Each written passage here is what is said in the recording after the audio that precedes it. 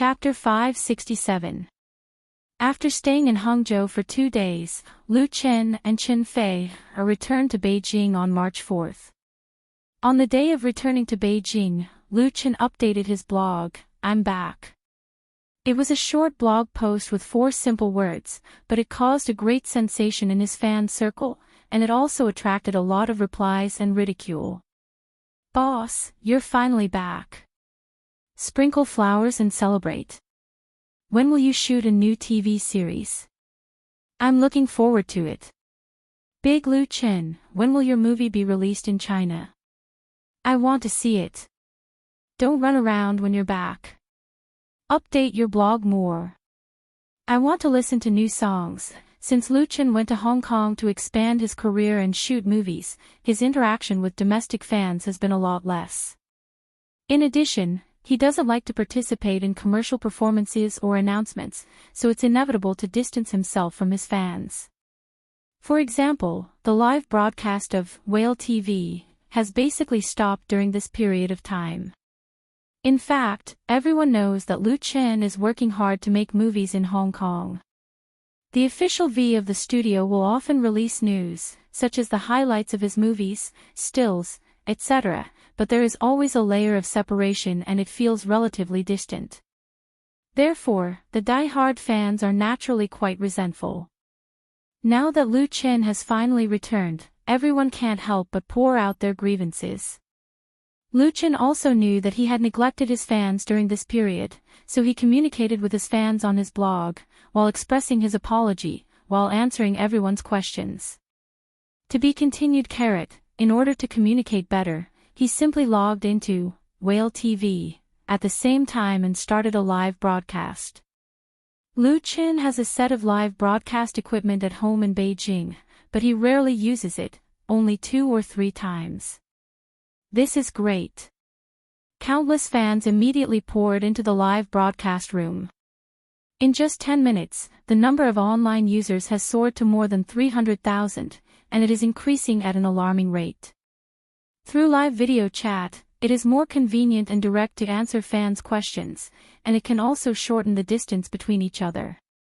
The 4th is Saturday, and the evening is the peak time for netizens to go online. The number of online users quickly exceeded the million mark. At the beginning of the live stream, the interaction was quite normal. Then, it was unknown who started it, but the messy and disorderly bullet screen quickly became orderly and consistent. The whole screen was filled with "Sing a song. Sing a song. Sing a song." What followed was the rain of fish balls, which made the live broadcast extremely lively. Although Lu Chen was no longer short of live broadcast rewards, these fish balls represented the enthusiasm and sincerity of the fans. Although he had long been accustomed to similar scenes, he still felt warm and moved. These adorable fans were the greatest wealth that he had. After thinking about it, Lu Chen said to the microphone, "Well, since everyone is asking for it, I will sing a song for everyone. How about a new song?" All of a sudden, the bullet screen in the live streaming channel changed to a unanimous "good." Lu Chen laughed and said, "Then I'll say it on my blog first." He tapped on the keyboard and posted a new blog post on his blog, saying that he would sing a new song in the live streaming room to express his apology to his fans. As of today, the number of Lu Chen fans on Wave's blog is 29.37 million, close to the 30 million mark. The number of his blog fans is the same as Chen Fei, and the value is very high. Although some of them were increased through the recommendation activities of Wave's blog, the number of real fans is extremely considerable. Therefore, once this blog post was released, it immediately brought a lot of traffic to Whale TV. Many fans who originally didn't watch the live broadcast also downloaded the client or app of Whale TV. The effect of this blog post alone is completely worthy of the endorsement fee that Whale TV gave to Lu Chen. The number of online users in the live streaming room is off the charts. Lu Chen brought his most cherished guitar, the one given by Lu Shui. Holding this guitar, facing the camera and microphone, Lu Chen felt as if he had returned to the early summer of 2015, when he first came into contact with live streaming. Fate is so wonderful. Taking a deep breath, Lu Chen plucked the strings and played the prelude. He said into the microphone, "The name of this song is called Long Time No See, friends, long time no see." It's been a long time since he sang like this. I came here, your city, through the road you came from. Imagining the days without me. How lonely you are. Give you a photo, it was a street he was familiar with. Just without your picture, we can't go back to that day.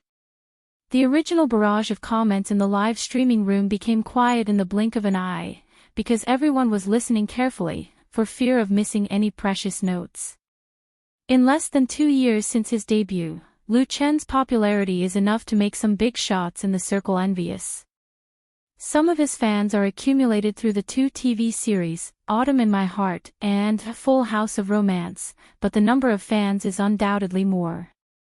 As a fan of Lu Chen, there is no doubt that they are happy.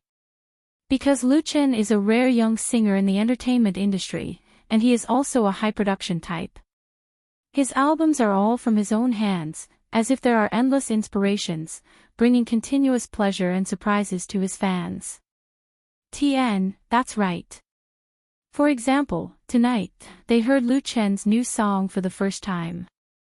It's still so outstanding. Will you suddenly appear in the coffee shop on the corner?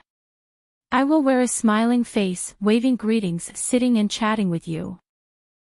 How I want to meet you, look at your recent changes, no longer talking about the past, just chatting, saying something to you, just saying something, long time no see. This song, Long Time No See, is a love song. The lyrics tell a very ordinary love story. However, Lu Chen plays and sings it to millions of fans online, which has a different meaning. Long Time No See, his playing is very simple, without any fancy skills. His singing is low and gentle, and the melody is like flowing water, slowly entangled. It is straightforward and not complicated, but the feelings are deep and restrained, and it goes straight to the depths of people's hearts. Listening to this song, it seems that people are experiencing the story in the song, returning to a familiar city and seeing familiar people again. The feelings that come from the heart can't be suppressed. There are a lot of things to say, but only one sentence rushed to the mouth, long time no see. Long time no see, this is a good song suitable for savoring in the middle of the night. When Lu Chen finished playing and singing, there was a rare silence in the live streaming room. Then only after a moment, countless barrage of comments and gifts came like a storm, instantly occupying the entire screen. This is Lu Chen, this is the Lu Chen that fans love, the talented Lu Chen. Long time no see, lyrics, Shirley/composer, Chen Xiaoxia. Chapter 568. After the song Long Time No See was sung, the anchor room immediately boiled up. Lu Chen did not disappoint everyone. His works were always so excellent. In the current pop music world where covers, imitations, and saliva were everywhere, he was undoubtedly a real clean stream. The number of online viewers in the Whale TV anchor room had exceeded 2 million. The simplest way for fans to express their love here was to give gifts. The rich and powerful fans donated a mighty and domineering aircraft carrier, while the ordinary fans contributed the fish balls that they usually obtained from signing in and completing missions. The gifts were light, but the sentiment was heavy, and when added together, it was a terrifying number. These amazing gifts once again proved that on the Whale TV platform, Lu Chen's popularity was unparalleled. Thank you. Lu Chen bowed and thanked, thank you everyone for your support. And the response of the fans was, sing one more song. The screen was full of messages again. Lu Chen was very straightforward, okay, then I'll sing one more song. The second song was also a new song, but it was the Mandarin version of the theme song of A Chinese Ghost Story. At present, A Chinese Ghost Story was still in Xiangjiang, and the cumulative box office had exceeded 80 million. It was very likely to reach the goal of 100 million before it was stopped. The movie was very popular in Xinjiang, and both the ordinary audience and the industry had a very good reputation. The soundtrack and song in the movie had also received countless praise. Among them, the theme song, A Chinese Ghost Story, was called the best work in Hong Kong in the past decade. Some people asserted that this year's Best Original Movie Song of the Xinjiang Film Awards was A Chinese Ghost Story. This song was very popular in Hong Kong at the moment, bringing great popularity and prestige to Lu Qin. And now he was singing the Mandarin version of A Chinese Ghost Story. The tune of the Mandarin version and the Cantonese version were exactly the same, but the lyrics were slightly changed. It was equally classic and outstanding. A Chinese Ghost Story would definitely be released in China. Although the schedule was not set, the publicity could not be lagged behind. This kind of publicity was not only effective enough, but also did not need to spend a single cent and could even make money. Some of the fans in the broadcasting room had already heard this song, so they directly shouted it out in the bullet screen. However, this was definitely the first time they had heard the Mandarin version, so they felt that it was exceptionally fresh. After The Boundless Road Flows With You was finished, the bullet screen was flooded with gifts again. The fans were not satisfied and continued to shout. Tonight, Lu Qin was very easy to talk to. He readily accepted the advice and continued to sing a few of his past works. One song after another, the fans were never satisfied. Lu Qin sang a total of 7 songs before he ended the live broadcast. During the 2-hour live broadcast, the highest number of viewers exceeded 3 million, and Lu Qin received more than 1 million in tips. One live broadcast earned 1 million yuan in tips. The income was amazing, but this was also the long-accumulated enthusiasm of the fans. If Lu Qin played live broadcasts every day, it would definitely not be so good. Tired. As soon as Lu Qin turned off his computer, Chen Fei walked in with a blue and white porcelain bowl. Eat it while it's hot. She cooked a bowl of eggs and syrup for Lu Qin. Just now, when Lu Qin was live broadcasting, Chen Fei did not appear. In addition to privacy reasons, the main reason was that she did not want to cause unnecessary harm to the single dogs. Lu Qin was surprised. Where did the eggs come from? He had not lived in this house for a long time. Although he hired someone to clean it regularly, the refrigerator must be empty. Chen Fei explained, I asked my assistant to buy groceries from the supermarket. I can't eat out every day, right? Lu Qin smiled and said, then I want to taste your cooking. The hot eggs and syrup were fragrant and sweet in his mouth, but most importantly, there was a taste of happiness in it. The next day, when Lu Qin woke up from his sleep and looked at his girlfriend in his arms, the feeling of happiness was even stronger, and it also made an idea in his heart stronger. Lu Qin bowed his head and kissed Chen Fei's red face.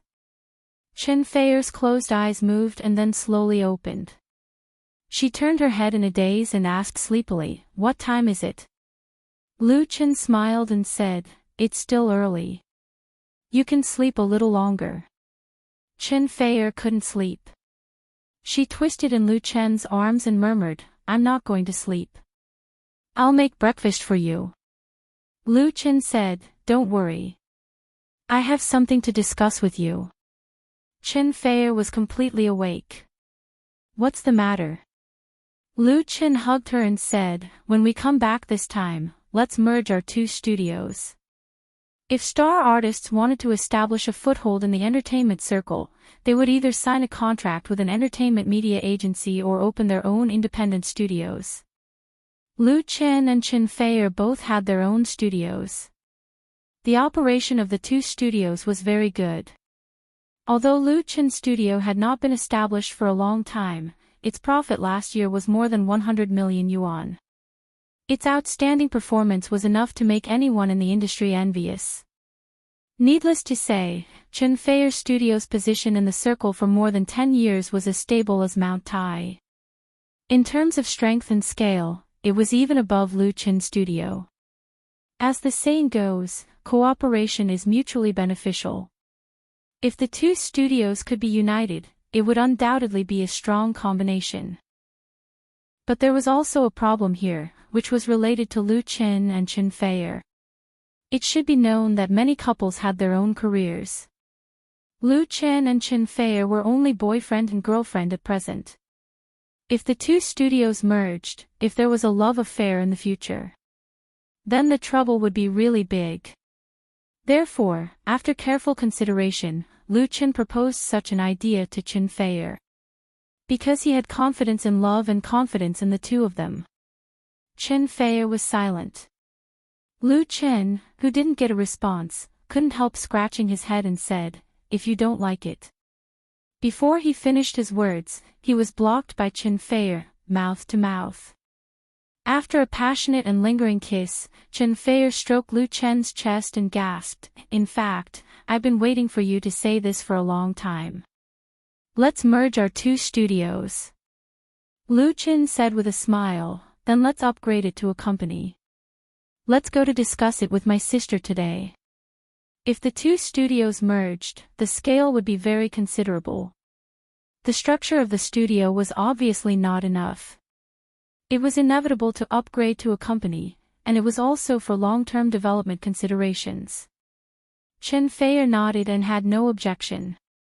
Ring ring at this time, the phone on the bedside suddenly rang. Lu Chen quickly reached out and picked up the phone. "Hello. Are you up? If you are up, then come to the studio quickly." The voice of his sister, Lu Shi, came from the phone. "There are a lot of things waiting for you." Lu Chen quickly said, "Got it, I also have something to tell you." Chapter 569. In the capital, New Era Art Park, Lu Chen Studio. In the general manager's office, Lu Chen and Chen Fei met Lu Shi. After more than a year of honing, Lu Shi was now in charge of the most potential star studio in China. She was shrewd and powerful inside and outside, just like the image of an elite in the industry. When she saw Lu Chen again, she said snappily, "Young Master Lu, you're finally back. If I didn't tell you, would you have stayed in Xiangjiang and had so much fun that you forgot home and home?" Earlier, Lu Shi urged Lu Chen many times to come back to the capital as soon as possible, because there were many important matters in the studio that needed Lu Chen to finalize by himself. As the general manager, she couldn't overstep her authority. Although Lu Chen gave Lu Shi full authority, when it came to the studio and Lu Chen's own major interests, his sister had never been ambiguous. According to her words, arbitrary power made people arrogant, and she didn't want to be unable to be brother and sister in the end. For his sister's complaint, Chen Fei just smiled and didn't help Lu Chen at all. Lu Chen could only admit his mistake obediently. "I was wrong." In front of Lu Shi, he was always the younger brother who needed to be worried about by his family. But now her younger brother had grown up.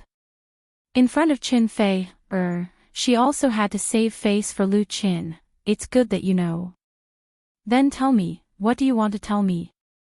Lu Chen and Chen Fei looked at each other and held hands as if they had a tacit understanding. Lu Shi was shocked. "Are you going to get married?" It was no wonder that her sister misunderstood. When the two of them looked like this, anyone would have the same idea. Chen Fei blushed. Lu Chen hurriedly explained, "No, Fei and I have discussed it and decided to merge our two studios to form a new media company." To be honest, this surprised Lu Shi more than the two's decision to get married. Merge to form a new company. "Yes," Chen Fei said, "we've thought about the name. Let's call it Chen Fei Media." "Sister, please be the general manager. My studio will be merged with Lu Chen's." Lu Shi fell silent. The merger of the two studios was undoubtedly a big deal, but it was also a good thing. A strong alliance would integrate the resources and funds of both parties, and it would not be a problem to create a powerful new company. The future would also be more promising. But, Are you two trying to tire me to death? She rubbed her temples with a headache and said, you made such a big decision without saying a word. I don't care if I can cope with it or not. I'm so busy here with Lu Qin. Lu Qin ran over to give his sister a massage and said, I know you can do it. Isn't there a manager from Fei or side coming together? If it doesn't work, we'll hire a few more people. You can take care of the big things. She reached out and patted him, but her tone softened. I still want to fall in love. Lu Qin was speechless. She was 27 years old this year. She had a boyfriend when she was in college, but they soon broke up.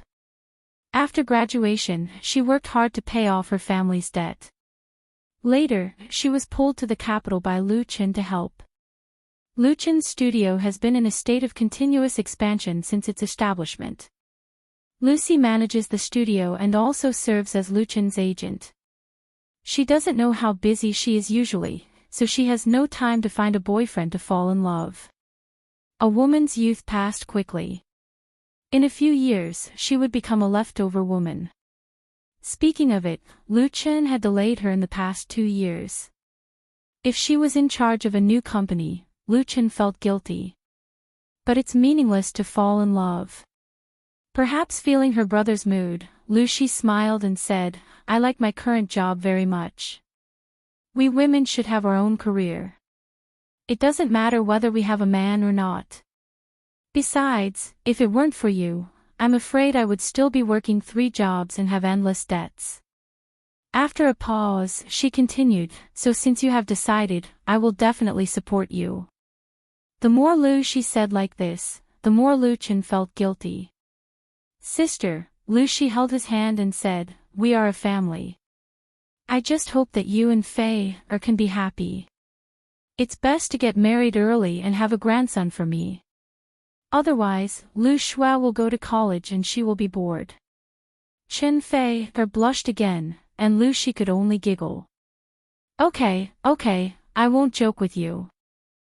She waved her hand and said, that's it. I'll talk about your matter. Although he went to Hong Kong some time ago, Lu Chen's real career focus was still in the country, in the capital. When he was busy with the shooting and publicity of A Chinese Ghost Story in Hong Kong, he basically couldn't take care of the studio in the capital, which naturally brought great work pressure to Lu Shi. For example, Lu Chen invested in 2 companies in Hangzhou. Tian's media company was fine. She was very capable, and she had connections in the circle. In addition to sending a financial supervisor to supervise the studio, there was basically no need for Lu Shi to worry about it. But the Happy Network that Lu Chen invested in was completely different. The original intention of the establishment of the Happy Network was actually to help Gao He and Wang Xiaoling, but he also regarded the Happy Network as an expansion of his own career. Not only did he provide ideas, but he also invested a lot of money. In this new startup company that focused on mobile games, Lu Chen spent 4.5 million yuan, accounting for 80% of the shares, but as the absolute controlling shareholder, he had no time and energy to run it. But Gao He and Wang Xiaoling were both college students who had just graduated. It was not a problem for them to work hard. If they really started a company, they would encounter more problems and troubles. In the end, these problems and troubles still fell on Lu Shi. Since the establishment of the Happy Network, Lu Shi has been to Hangzhou 5 or 6 times. Although she also sent people here, she couldn't completely ignore it. After all, this was also Lu Chen's career. In addition, as Lu Chen's popularity and fame grew higher and higher, more and more people came to his door to seek cooperation, investment, and even self-recommendation. Just dealing with these visitors was enough to make Lucy overwhelmed. That's right. In particular, some people and units had very powerful backgrounds and could not be easily offended, which was even more troublesome. Fortunately, Lu Chen had a good relationship with the Li family, and Lu Shi also knew Li Mushi. With this solid and thick shield, she also withstood a lot of storms from the outside world. Otherwise, it would be really difficult for her to survive alone. From this point of view, Lu Xi fully supported the merger of the two studios. When the strength and scale increased to a certain extent, they would have a greater right to speak in the circle, and ordinary people could be directly ignored. In general, during the absence of Lu Qin, Lu Xi really had a hard time. Chapter 570. Speaking of the people who have come to her door recently, Lucy really has a lot to say, because basically it's Lu Qin's fault. One of them made her sister particularly speechless. Around the Spring Festival, reporters from many media came to the studio one after another. They didn't come to interview Lu Qin, but to inquire about the news of Remembering the Present and the Past. Remembering the Present and the Past was the pseudonym used by Lu Qin to publish The Smiling, Proud Wanderer. The Smiling, Proud Wanderer was first published on Waves and had a certain influence. But because it couldn't sign a contract with the website, it was only spread by readers in a small circle. But in November last year, Shanghai Publishing House officially published The Smiling, Proud Wanderer, with a total of 5 volumes and 1 million words. According to the publishing contract signed by both parties, the first printing of the hardcover edition was 100,000 copies, and the first printing of the paperback edition was 200,000 copies. The total number of the first printing reached 1.5 million copies. For the private Shanghai Publishing House, publishing The Smiling, Proud Wanderer with such a high standard was also a big risk for them. If the signing party was not Lu Qin's studio who owned the copyright, they would not have dared to be so bold. At that time, Lu Qin's studio also made a recommendation for this series of books. As a result, this novel with the theme of New Modern Wuxia caused a great response in the market. Through the tireless marketing and promotion of Shanghai Publishing House and the praise of readers, it had become a bestseller at the end of last year. Wuxia novels were not a new thing. As early as the Qing dynasty, there was a classical masterpiece, 3 Heroes and 5 Gallants, and its earlier origin could be traced back to the biography of Ranger and Assassin in the Han dynasty. In the modern Republic of China, people were liberated from the shackles of feudalism, and various schools of thought poured into China. The newspaper industry and the publishing industry were unprecedentedly prosperous. Wuxia novels also rose suddenly, and they were deeply loved by people with their unique chivalrous spirit. Wuxia cases and short fight storytelling were very popular at that time. In the 1970s and 1980s, a group of Wuxia novelists emerged in Hong Kong and Taiwan. They inherited and developed on the basis of the previous Wuxia novels, and gave birth to such famous contemporary Wuxia novels as The Legend of the Mad Swordsman and Sword in the Sky, and so on. Therefore, there were also Wuxia movies and TV series. But in the 1990s, Wuxia novels and Wuxia movies declined, but they were not cut off. Nowadays, online novels were very popular, and many fantasy and fantasy stories also contained the shadow of Wuxia novels. The Smiling, Proud Wanderer was undoubtedly a very special work. Its story was far more exciting than the traditional Wuxia novels. The plot was full of ups and downs, which was more suitable for modern people. It was not as bizarre as the online fantasy novels, which gave people a refreshing feeling. Some critics gave The Smiling, Proud Wanderer the Swordsman the title of the pioneer of the new school of Wuxia, asserting that there would be more books of the same genre appearing in the market. As of today, the first edition of The Smiling, Proud Wanderer had been sold out, no matter if it was the hardcover edition or the paperback edition. Shanghai Publishing House had printed an additional 300,000 copies of the second edition, and the third edition was also planned. The Smiling, Proud Wanderer had stirred up a new Wuxia trend in the book market. Shanghai Publishing House naturally made a lot of money, and its reputation was so good, so it naturally attracted a lot of media attention. After reading The Smiling, Proud Wanderer, many readers wanted to know the identity of the author and whether he was writing a new book. The related blogs and forums were in full swing. Therefore, many media got the news and wanted to dig out the story behind this best-selling wuxia novel. As a result, the reporters first ran into a wall in Shanghai Publishing House. In fact, Shanghai Publishing House was also very curious about the author. They once wanted to invite the author to do a book signing activity, but they were politely declined by Lu Qin's studio. Remember Now and Ancient signed all the copyrights and agency rights to Lu Qin's studio. He was very mysterious. He didn't even have a blog, and no information about him could be found on the internet. Therefore, the reporters had to go to Lu Qin's studio to find out the truth. Of course, Lu Qin knew about it, but she couldn't sell Lu Qin's secret. She had to refuse them with the reason that the author himself didn't want to contact the media. Look at what you have done. Speaking of this, the elder sister was full of resentment. Obviously, she had been harassed by the media. Playing mysterious, Lu Qin smiled and said, "Isn't it good? Playing mysterious is actually a very good marketing method." No one was omniscient and omnipotent. Lu Qin not only made original music, but also wrote TV and movie scripts, and also acted in and even directed, which gave people the feeling that he was omnipotent.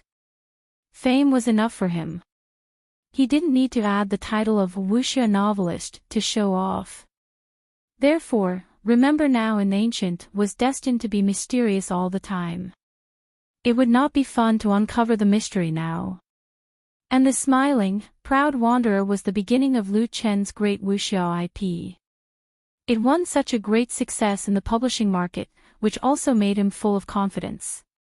I will finish writing and publish the second book within this year. The movie and TV version of The Smiling, Proud Wanderer can also be put on the agenda. Of course, it will be after the release of A Chinese Ghost Story and the completion of the shooting of You from the Star. Lu Qin calculated. Not considering other projects, his work schedule was basically full this year. From this point of view, it was time and necessary for his and Qin Fei, studios to merge. Lu Xi also admired Lu Qin. Then continue to play if you like. At 8:00 that night, Lu Qin's studio and Qin Fei, studio's official Vows on Waves blog released a photo at the same time. The content of the photo was very simple, just one hand holding the other hand, and the background was blurred. And the title of the new blog was 3 words, Together. The fans of the official vows of the two studios were far less than the personal blogs of Lu Qin and Qin Fei, but such a fanciful title and accompanying photo were released at the same time, and immediately caused a huge sensation in their fan circle. Big news, big event. The comments on Wave's blog were crazy. Wow! My Qin and my Fei are registered to be married. This is the pace of making the headlines. Congratulations to my Qin and my Fei. Although I want to express my congratulations, my heart is sour, and I feel like crying. Together, together. Together. Together. Finally, they are really together. Congratulations. Most of the fans thought that the two were going to take the last step, and their love had been cultivated to fruition.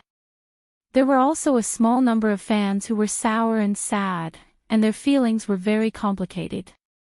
However, they all guessed wrong. Chapter 571. The photos and blog titles released by Lu Qin's studio and Qin Fei's studio at the same time not only misled countless fans, but also many of their friends in the circle sent congratulatory messages to express their congratulations. This time, it was really big. When the two studios saw that things were developing in an uncontrollable direction, they quickly released the real news. After serious consideration by Lu Qin and Qin Fei themselves, in order to better expand their careers, the two studios will merge in the near future and form a new media company. They were actually together like this, and it wasn't what everyone thought it would be. Therefore, the fans, who were alarmed by the false alarm, immediately complained. So it's a studio merger. I thought my Qin and my Fei were going to get married. It's a waste of my feelings and hurt my heart. Compensation, you must compensate for the emotional damage. I was so scared. City people really know how to play. That's still worth congratulating. The studio merger is just the first step for the two of them to be together. Everyone, rest in peace. I knew it. There must be something fishy.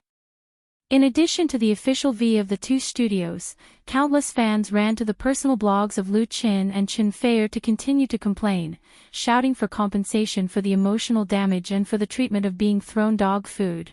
Lu Qin admitted to the punishment and said that he would select 2,888 fans from the ID in the comment area and give them a Chinese ghost story, peripheral gifts and the original soundtrack album worth more than 1 million, as well as a cinema top-up card. He also showed the photos of these movie peripheral products on his blog. Since the release of A Chinese Ghost Story in Xiangjiang, in addition to the box office sales, it had also created an amazing record, that was, the sales record of the peripheral products of Hong Kong films. In the past, this market was basically occupied by Hollywood blockbusters, and Hong Kong films could not even get a share of the soup. However, A Chinese Ghost Story had sold more than 38 million peripheral products so far, shocking the industry. At that time, Lu Qin had also completed the design and production of the peripheral products of A Chinese Ghost Story in advance. He had commissioned a large factory on the side of the deep sea. Whether it was the doll figurines or daily souvenirs, the quality was absolutely high. In particular, the figurines of Ning Kaichen, Nia Shaoqian, Yan Qixia, and Granny Treyant were divided into several versions. Among them, the imitation version and the cute version sold very well, and the stores around several big cinemas were all sold out. The photos posted by Lu Qin were all taken by professional photographers in the studio. They were beautiful and attractive. Although A Chinese Ghost Story had not yet been released in China, it was enough to arouse the interest of fans. This was great. The comment area of Lu Chen's blog was filled in the blink of an eye. Everyone said that as long as they could be selected, they would forgive Lu Chen's hurtful behavior. A small storm was eliminated. Although Lu Chen had paid a price of 1 million yuan, it was nothing compared to the publicity effect of this comeback. As the saying goes, good things come in pairs. On the second day after the two studios announced the merger to form a new company, good news came from Xiangjiang. A Chinese Ghost Story had passed the review of the Xiangjiang Film Association and obtained a precious mainland screening pass. At the same time, it could also enjoy a 1-year preferential support policy from the Xiangjiang government. This was actually expected. With the outstanding box office and reputation of A Chinese Ghost Story, if the Xiangjiang Film Association stopped this movie, it would definitely not be the former who would lose face. It was worth mentioning that The Painted Skin was also on the list. This was not surprising. Both Huaguan Pictures and Star Art Entertainment were powerful companies with strong connections in the industry. Although The Painted Skin had lost to A Chinese Ghost Story, compared to other Hong Kong films of the same period, its advantage was still quite obvious. Huaguan Pictures had spent so much money on The Painted Skin. The money lost in Xiangjiang must be recovered in the mainland. It was believed that there would be another fierce battle in the country between the adapted screenwriters of the same novel. However, as long as Huaguan Pictures was not stupid, they would definitely not fight head-on with A Chinese Ghost Story for the box office. Therefore, when Lu Chen received the news, he did not take his original opponent seriously. He asked the studio to send the original film to the SARFT for review, and on the other hand, he contacted the cinema chains through his partners. Although Hong Kong films that went through the Green Channel, Sino-Hong Kong co-production, had a guaranteed first week of screening, it was definitely a big mistake to rely on the policy of the higher-ups to lie down and sleep peacefully. The cinema chains in the country were divided into 3. The 3 major cinema chains controlled more than 65% of the market share, especially in large and medium-sized cities. Their market share was even higher, and their words were naturally extremely powerful. In addition to building cinemas and expanding channels, the three major cinema chains also controlled or invested in film companies upstream. Therefore, in terms of screening, the three major cinema chains must first take care of the films produced by their own or related companies, then the imported Hollywood blockbusters, and finally the other films. It could be imagined how many would be left in the end, but the competition was extremely fierce, and it was impossible to get in without some background and strength. It was said that at most 1/3 of the films shot in the country could enter the cinema chains. The rest were either in small cities or rural markets to earn some capital, or to make a living on the internet. This was the most fundamental reason why Lu Chen chose to start his own film career in Xinjiang. Movies were different from TV series. The market structure had long been fixed, and he had no ability to break it unless he joined a big company. How could Lu Chen, who was used to being independent, be willing? Of course, with the help of Xinjiang's film support policy, he took a shortcut. He still had to build a good relationship with the three major cinema chains, and he needed to give up a part of his interests in exchange for support in screening. In general, if a film wanted to sell well, quality, publicity, and cinema chains were indispensable. While A Chinese Ghost Story was waiting for the SARFT to review and communicate with the cinema chains, the merger of the two studios had undoubtedly become the current top priority. Lu Chen and Chen Fei had already talked about it. In order to speed up the process and reduce trouble, the latter's studio would be merged into Lu Chen's studio, and then Lu Chen's studio would upgrade and register a new company.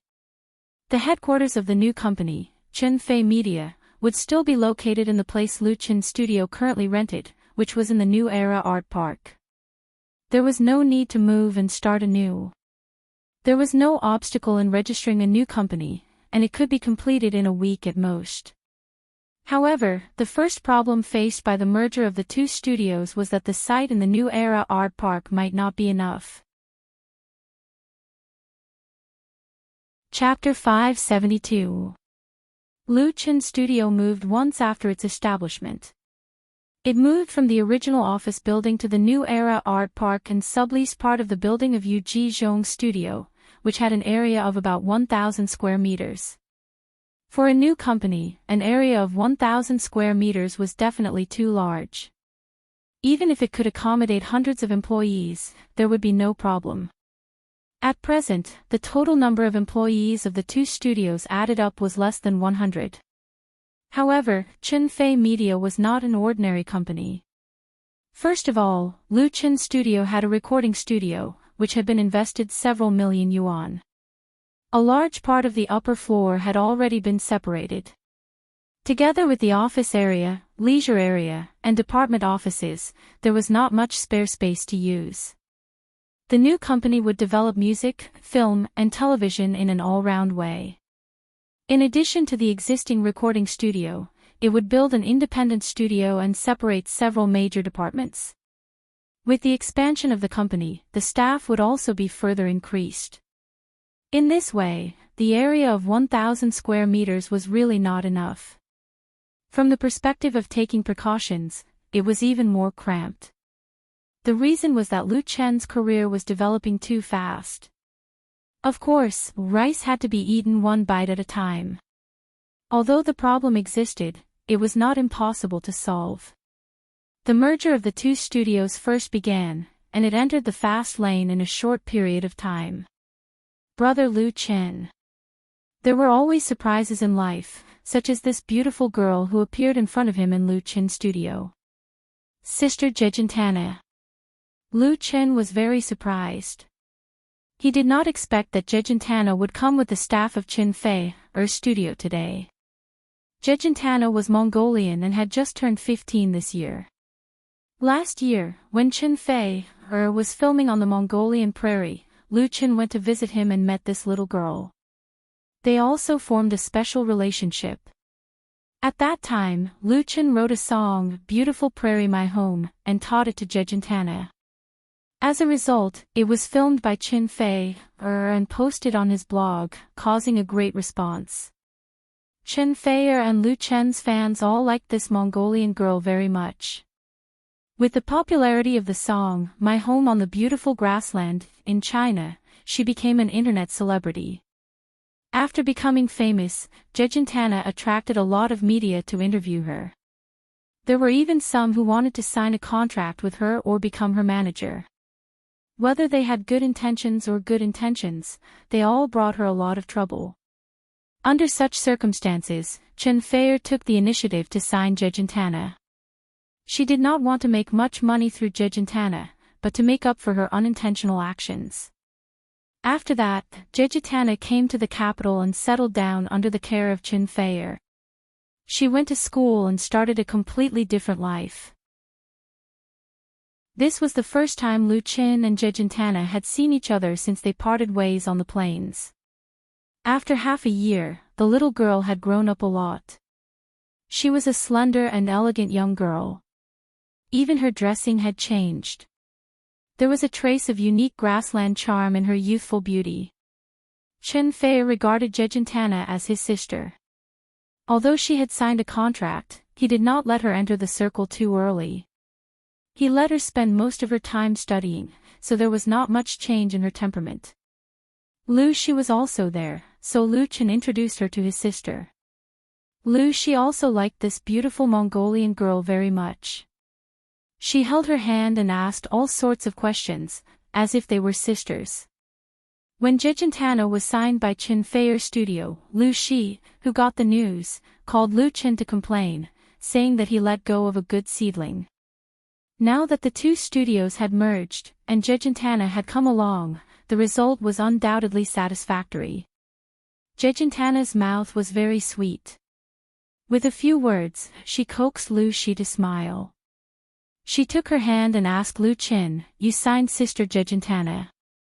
You can't keep her hidden, right? You should also release an album for her." Jejentana hid behind Lu Shi and smiled. It was obvious that she was looking forward to it. Lu Chen said with a smile, "Then I'll discuss it with Feier and find a suitable opportunity."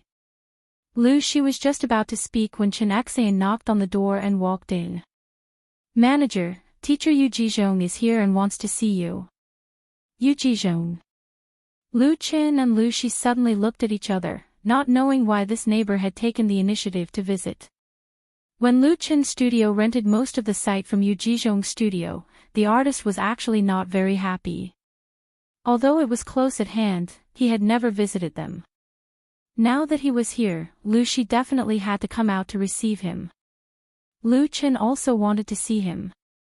Lu Shi said to Jejentana, "Sister Jejentana, you play here first. I'll let Chen Xian accompany you. I have something to do with Lu Chen." Jejentana nodded obediently and secretly glanced at Lu Chen. When coming out of the office, Lu Shi lowered her voice and said to Lu Chen, "Be careful." Lu Chen was shocked. "What's wrong?" Lu Shi sneered. "Don't think that I can't tell. Is Jejentana interested in you? She's a teenage girl and doesn't know anything. You have to be careful and don't cause any trouble." Lu Chen smiled bitterly. "Sister, it was certain that Jejentana had a good impression of him, but this kind of good impression should be the hazy feelings of a young girl who just had her first awakening of love." Lu Chen only treated her as a sister, just like Mu Xiaoqiu. His heart had already been filled by one person. Lu Shi interrupted, "Well, you don't have to explain to me. Anyway, you know what you're doing." Lu Chen nodded helplessly. In the customer reception room, he and Lu Shi met Yu Jizhong. The artist still had a slovenly appearance, and his messy beard was his most distinctive personal symbol. Lu Chen didn't dare to slight him. "Hello, Teacher Yu. Long time no see." Lu Shi also greeted him politely. Yu Jizhong's character is still good, at least he doesn't have the strange temper of an artist. He smiled and said a few polite words to Lu Chen, and then asked straightforwardly, "Have you heard that your studio is going to expand into a company?" Lu Chen and Lu Shi looked at each other, and the latter replied tentatively, "Yes, Teacher Yu, then I'll be straight to the point. Yu Jizhong waved his hand and said, I'm going to move the studio to the art village in Tongzhou in the near future. Do you want to rent the house here? If you do, then I'll sublease it all to you. This was simply a pillow sent to them when they wanted to doze off. Lu Qin and Lu Shi had never thought of renting the half of Yu Jizhong's studio, but the other party took the initiative to come to them. In this way, the first problem after the merger of the two studios was solved. Chapter 573.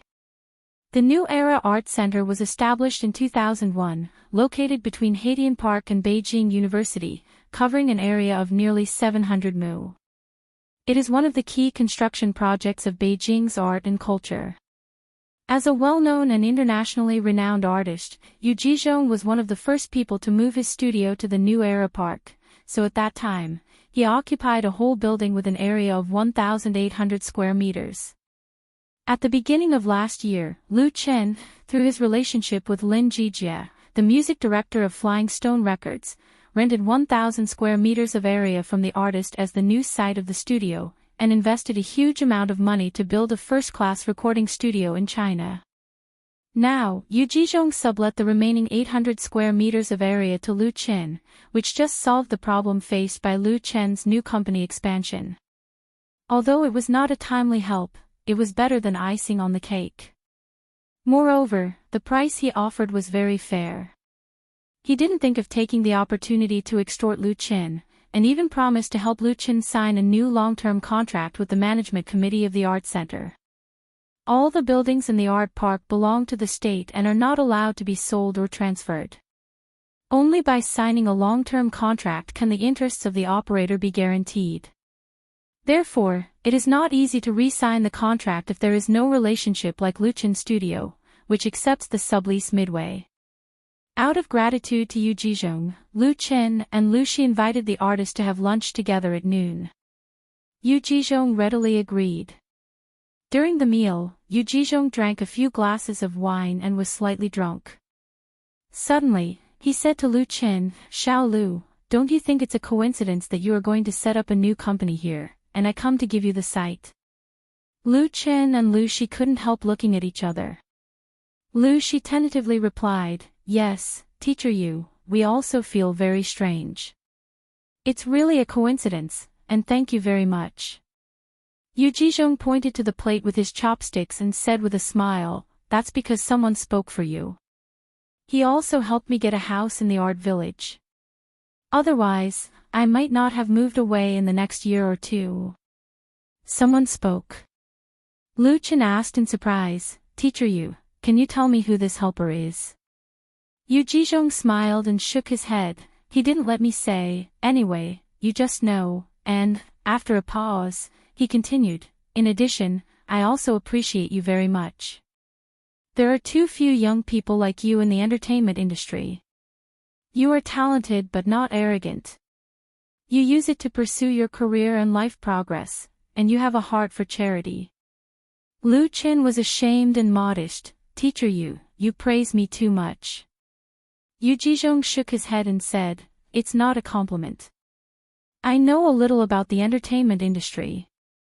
There are 2 students in the entertainment industry, but they are not as good as you. The charity fund that you set up to treat leukemia patients is very good.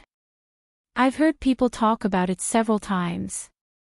The Qin Fei Charity Foundation, jointly established by Lu Chen and Qin Fei, has been in operation for nearly a year. So far, it has helped more than 300 leukemia patients from poor families, most of whom were children. Some of the patients have basically recovered after bone marrow transplantation, which has won a good reputation for the foundation. Most importantly, unlike most private charity funds, although Qin Fei Charity Foundation has a license to solicit donations from the general public, it never persuades donations under any pretext. In addition to the donations from Lu Chen, Qin Fei, and their friends in the circle, at most, they raise money for specific objects through the online crowdfunding, and achieve the purpose of earmarking funds and transparency of accounts.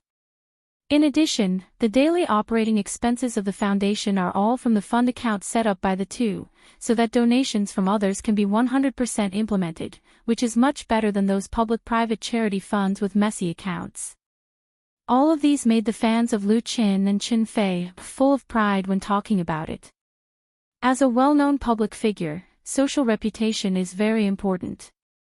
Yu Jizhong, of course, gave up his studio completely because someone spoke, but also because of his good impression and appreciation for Lu Qin. This meal was enjoyed by both the guests and the host.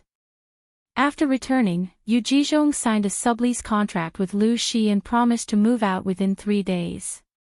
At this point, this unique building with a large area of glass and steel frame, with an indoor area of 1,800 square meters, was no longer divided into two, and became the headquarters of the soon-to-be-established Qin Fei Media Company, Limited. I'm going to build an indoor studio here. After getting the architectural drawings copied from the management committee, Lu Qin gathered all the important members, including Qin Fei Air Studio, and held a preparatory meeting for the new company. The focus of the meeting was his vision for the future of the new company. Lu Qin pointed to the drawings displayed on the projection screen and said in high spirits, "Build it according to international first-class standards, and set up a special effects production team."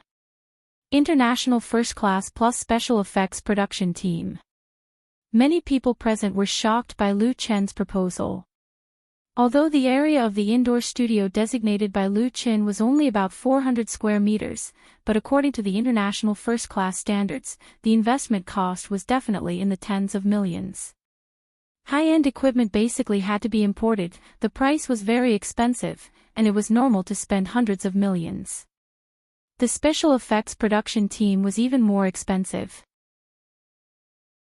Most film and television production companies outsource special effects to specialized companies instead of raising their own team. But Lu Qin had his own ideas. He had this idea as early as when he was filming A Chinese Ghost Story. At that time, the special effects company found for A Chinese Ghost Story was not the top in Hong Kong. It was not that they were reluctant to spend money, but that the top companies were already full of business. Fortunately, there were not many special effects in this movie. Even so, it still involved a lot of energy for Lu Qin, and he spent a lot of money, but the final effect was not particularly satisfactory. This feeling of being controlled made Lu Qin very uncomfortable. Unlike other film and television companies, Lu Qin had a powerful and unparalleled trump card, which was the treasure house of memories from the dream world, which was a source of endless wealth. With this trump card in hand, he was not afraid that the TV movies he invested in would lose money. He could completely afford the huge expenses of building his own studio and special effects production team. Lu Qin's ambition was not only to let this team serve him, but also to promote the overall standard of domestic special effects production, so that the audience would not criticize the domestic blockbusters as 50 cents. His ambition was a little big, but in the future, when his peers saw the films and TV series produced by Qin Fei Media, with excellent production, how could they be indifferent? Although the new company had not been officially established, Lu Qin had already set his eyes on the future. Chapter 574. Lu Qin's confidence and ambition first brought a lot of impact to the senior management of Qin Fei Studio. Several managers and supervisors disapproved of this. They had no objection to the merger of the two studios to form a new company, but in the process of the merger, Qin Fei Studio, which was more powerful, would be merged into Lu Qin Studio, so they had some ideas in their hearts. It's just that they have ideas. Since Qin Fei has made a decision, everyone can only obey. But this did not mean that they were convinced by the young Lu Qin. Now Lu Qin had thrown out such a big company construction plan, which was an amazing investment of tens of millions or even hundreds of millions of international first-class special effects production team. A supervisor couldn't help but say, "Mr. Lu, the company has just been set up and operated. Should we be cautious, stabilize the foundation first, and then slowly do it step by step?" In the supervisor's view, Lu Qin was a little too arrogant and confident. Young entrepreneurs usually make such mistakes. Although Lu Chen's past achievements are dazzling, whether in the entertainment industry or in the business circle, there are many examples of smooth sailing and complacency, leading to decision-making mistakes later. Learn from the mistakes of the past. You can't become fat in one go. You just learn to walk and you want to run. How could it be so easy? Indoor studios were not so bad. There were big ways to do it, small ways to do it, and the cost and investment were controllable. However, the talents and high-end equipment needed by a special effects production team were simply bottomless pits. If they aimed for the international first-class level, it would be a cosmic black hole that devoured funds. Why was the investment of Hollywood blockbusters so amazing? In addition to the remuneration of star actors, the main thing was the cost of special effects production. The special effects production cost of some blockbusters even accounted for more than 70% of the total budget. It was too difficult to catch up in China. Although many domestic blockbusters claimed to have special effects produced by Hollywood teams, and a lot of money was indeed invested, compared with real Hollywood blockbusters, there was a big gap. Some films lost money because they spent too much money on special effects and couldn't achieve the effect that the audience was satisfied with. This was the result of outsourcing special effects production. In contrast, youth and idle films that did not need special effects made a lot of money in the market. Therefore, he disapproved of Lu Chen's idea. However, Lu Chen was very determined. Although an excellent special effects team was hard to come by, as long as he was willing to spend money and sincerity to recruit talents, and was willing to invest in equipment and technology, as long as he persevered, the initial expenditure would be great, but the returns would be tempting. At this time, Chen Feier said, "I support Lu Chen's decision." She expressed her firm support for Lu Chen, so the others naturally had nothing to say. When Lu Chen saw that the managers and directors were not convinced, he smiled and said, "I'm here to announce a piece of good news. The box office of A Chinese Ghost Story, produced by our studio, has exceeded 90 million yuan in Xinjiang. It won't be a problem to exceed 100 million yuan before it's released." A Chinese Ghost Story was officially released in Hong Kong on the 21st of last month to today, March 8th. In less than 3 weeks, the total box office had reached 91.08 million. There were still more than 10 days before it's released, so breaking 100 million yuan was 100% achievable. The people attending the meeting were the management personnel of the two studios. Most of them had been in the industry before. They knew very well what it meant for Hong Kong's box office to exceed 100 million yuan, that was the level of a Hollywood blockbuster. Lu Chen was undoubtedly using this news to show or prove his strength. And that was not all. In addition, the sales of the peripheral products of A Chinese Ghost Story have also exceeded 40 million yuan, and I can tell you that the total cost of A Chinese Ghost Story, from production to publicity, did not exceed 37 million yuan. There was nothing more intuitive than data. If Lu Chen only said that A Chinese Ghost Story had made a lot of money at the box office, no one would feel much. There were many films that made money. It was completely different to compare it with detailed and accurate data. The producers of Hong Kong's box office share was more than that of the mainland, usually between 50% to 60%.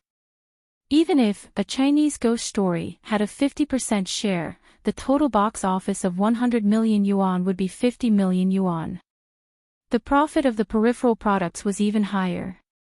Even if it was calculated at 50%, 40 million yuan would be 20 million yuan. The two added up to 70 million yuan. The cost was 37 million yuan, and the profit was 33 million yuan. It did not sound like a lot. These days, a movie that sold well at the box office would be embarrassed to go out and greet people if it did not earn hundreds of millions.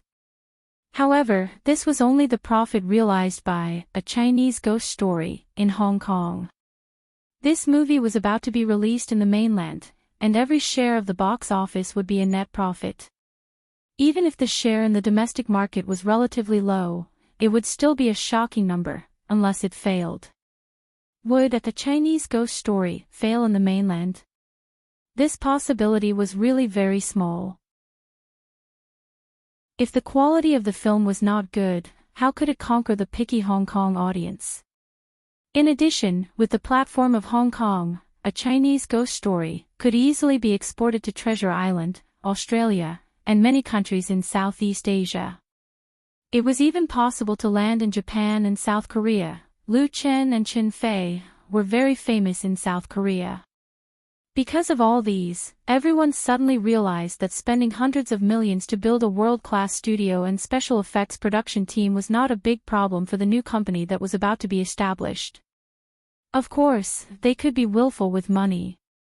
As for the benefits of having a high-end studio and special effects team, there was no need to say more. The managers and supervisors of Chin Fei, studio were not fools. They understood after thinking for a while. Their attitude toward Lu Chen suddenly changed greatly.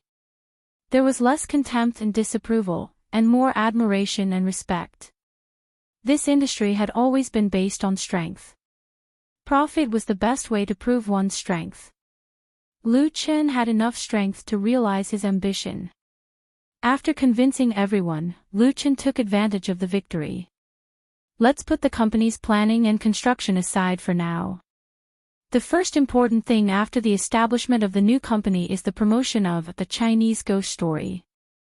My expectations for the domestic box office of A Chinese Ghost Story, no less than 500 million. If it was any other young man who wanted to make a domestic box office of 500 million for his first movie, everyone would definitely scoff at him and laugh at his arrogance. But facing Lu Chen, no one had any doubts now. They even felt that this expected goal was not high at all.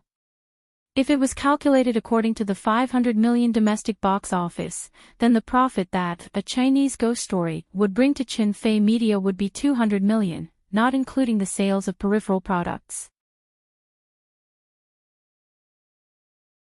Chapter 575. On March 13, Chin Fei Media completed its registration in Beijing, and the two studios officially merged into a new company. The registered capital of Beijing Chin Fei Media Company, Limited is 10 million yuan. The legal representative is Lu Chen. Chin Fei is the chairman, and Lu Shi is the general manager.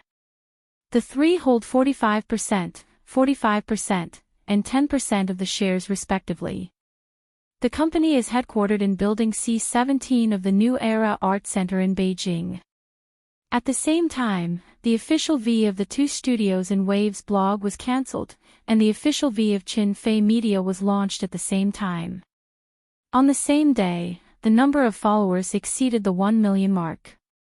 The establishment of Chin Fei Media caused a lot of repercussions in the circle, and even made many big shots in the industry vigilant. Chin Fei studio was established very early, and Lu Chen studio was relatively new. The two studios had one thing in common, that was, they basically only served themselves and never signed other artists. The only exception was Jejentana, but Chin Fei signed this Mongolian girl for another reason, which was completely different from ordinary artists. Now that Chin Fei Media was established, the two studios joined forces and upgraded to a real company, and the scope of business covered pop music, TV series, and movies. The business strategy was bound to change dramatically. Looking at Lu Chen's development trajectory in the past 2 years, people couldn't help but feel shocked. Lu Chen first changed domestic pop music, stirring up the music industry with amazing talent and exuberant creative ability, making 2016 his pop year. While sweeping the pop music world, Lu Chen crossed over into the film and television industry. A self-written and self-acted Autumn in My Heart and a Full House of Romance both created a ratings miracle, and won the ratings champion in South Korea. The results were as dazzling as the sun, and no one could ignore them. However, after great success in the TV series, Lu Chen was still not satisfied. He went to Hong Kong to set up a new studio and filmed his first movie, A Chinese Ghost Story. This movie, based on Strange Tales from a Chinese Studio, only invested 30 million yuan, but it beat the blockbuster, Painted Skin, which invested more than 100 million yuan in the box office war. At present, the cumulative box office has exceeded 100 million yuan, and even the peripherals have been sold for tens of millions. What made people speechless was that Lu Chen took care of the director, male lead, screenwriter, and soundtrack of A Chinese Ghost Story. The movie would soon be released in China. With all these, he teamed up with Chen Fei. How could it not make people in the industry feel like wolves are coming? Of course, many people wanted to cooperate with Chen Fei Media, especially those who had worked with the two studios in the past. They sent their congratulations and blessings on their blogs. Especially those who had worked with the two studios before. Chen Fei Media, Fei, and Media. The 100 Minutes of Chinese Fei Chen Fei Media. And Media. The domestic film censorship system was unique in the world, and the scope of control was also very large. Many domestic films were shot down during the script review stage, and even slightly sensitive content was not allowed. That was not the worst part.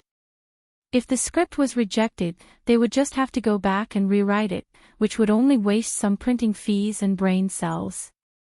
At most, it would take a little more time.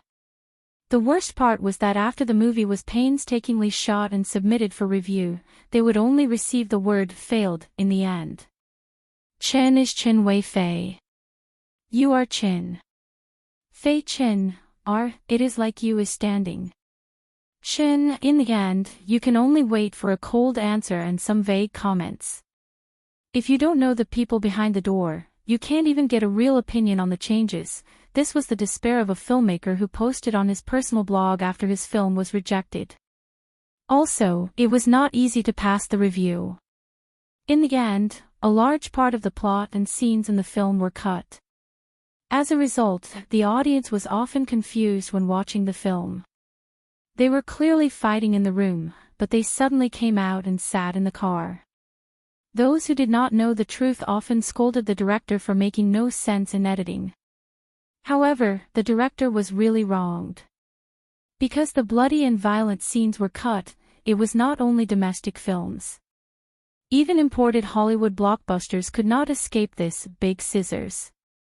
As a result, many audiences went home to search for the original version on the internet after watching the film in the cinema. The waters here were too deep. If one were to really talk about it, it wouldn't be a problem to compile a thick ancient book. Later, there were too many opinions. Even the Americans tried to pressure them through various channels.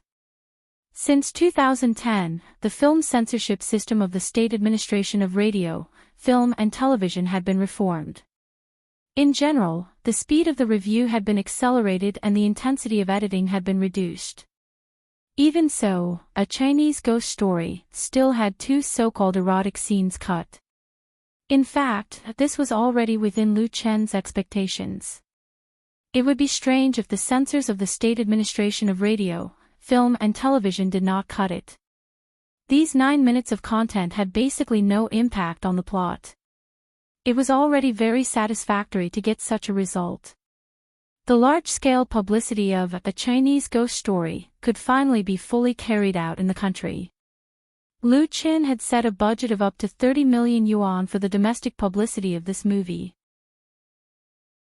Although it was a glorious achievement to have a box office of more than 100 million yuan in Xiangjiang, a film with a box office of more than 100 million yuan in the country was nothing at all. Especially after 2010, the box office records were constantly being broken. 300 million, 500 million, 1 billion, 5 billion, 2 billion, breaking the record was as easy as cutting melons and vegetables. Although many films that broke the record had the phenomenon of the box office being flooded, there was no doubt that the popularity of the domestic film market was undeniable. The box office champion of the past was nothing today. The explosion of the market brought about amazing benefits, and amazing benefits brought about fierce competition. At this time, the role of publicity and marketing was big. It was indispensable. If a new film did not promote or hype and relied solely on word of mouth to win the audience, there were examples, but it was definitely a rare existence. There was a lot of chance and luck involved. Cinema chains wouldn't even give a lot of screenings for obscure movies. Precious resources shouldn't be wasted on nameless people. This was the reality, the rule of the industry. The publicity budget that Lu Qin had set for A Chinese Ghost Story was actually not considered high. This was because before A Chinese Ghost Story, the domestic publicity for The Painted Skin had already been carried out vigorously. Huaguan Pictures was obviously unwilling to fail in Xiangjiang and had bet on the domestic market. And the opponent that A Chinese Ghost Story faced was not only The Painted Skin. Chapter 576. On March 20th, Battle of Vulcan will be released, and on April 9th, Legend of the Holy Land will be released. In the conference room of Qinfei Media, a closed-door meeting of the company's executives was being held. Wan Shaoquan spoke into the microphone with a serious expression. These two Hollywood special effects blockbusters are our biggest opponents. Unless we delay A Chinese Ghost Story to be released in May, we can't avoid them. Wan Shaoquan returned to the capital from Hong Kong 3 days ago. The day before he returned, A Chinese Ghost Story, which had exhausted its box office potential, ended perfectly in the major cinemas in Hong Kong. The cumulative box office earnings were 105 million yuan, ranking in the top 20 in Hong Kong's history. If Hollywood blockbusters were excluded, A Chinese Ghost Story was ranked 7th among the Hong Kong and Sino-Hong Kong co-productions, and this did not include the 42 million plus peripheral sales. As the actual director of the movie, Wan Xiaoquan's contribution could not be ignored. In addition to the generous rewards, he also received half a month of long-term leave. However, Wan Shaoquan did not choose to go on a vacation. Instead, he immediately returned to China to help Lu Qin with the publicity for A Chinese Ghost Story in China. He had quite a lot of experience in this regard. Others might not understand, but Wan Shaoquan's name was not on A Chinese Ghost Story. Not only was he not disappointed or resentful, but he also racked his brains to come up with ideas for Qinfei Media. It was a little unbelievable. However, Wan Shaoquan's gratitude to Lu Qin had always been buried in his heart. He was not very good at expressing his feelings, so he used his actions to repay Lu Qin's kindness. Lu Qin had helped Wan Shaoquan when he was at his lowest and gave him precious trust. He allowed him to make a comeback in Hong Kong and gave him a work that was destined to become a classic. It really did not matter if it had a name or not. What mattered was that if his name was in the subtitles of the movie, it would not pass the review of the SARFT. Moreover, Wan Shaoquan sincerely admired Lu Qin. The script of A Chinese Ghost Story was written by Lu Qin, and many of the scenes were drawn by Lu Qin. Coupled with the excellent soundtrack, it would not be a problem for another director. With all these reasons, Wan Shaoquan needed to prove his ability even more. How could he have the leisure to go on a vacation? Recently, A Chinese Ghost Story had been released in China, but the situation was not optimistic. Showdown on Vulcan was a sci-fi blockbuster that Superstar Pictures had invested $170 million in. It had already earned $270 million in the box office in America, and it was aggressively moving to China. The publicity was even more fanfare.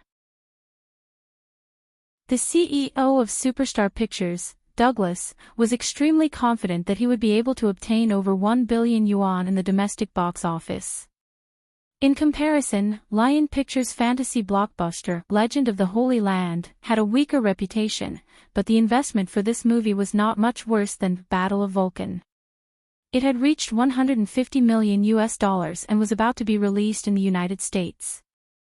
If The Chinese Ghost Story were to be released at this time, it would have to face the attacks of two Hollywood blockbusters. It would undoubtedly be quite difficult to achieve Lu Qin's goal of 500 million box office. However, it would be even worse if it was delayed until May. At present, there were already pirated versions of A Chinese Ghost Story on the internet. However, they were all CAM and TS versions, which were the so-called gun versions and quasi-gun versions. The quality was very poor and was not enough to threaten the box office. Now, the country still attached great importance to the copyright protection of domestically produced films, including Hong Kong films. If a high-definition version was released during the screening period, it would definitely be severely attacked. After it was taken off the schedule, the impact would be much smaller. As the impact of the CAM and TS versions was very small, the producers turned a blind eye to it.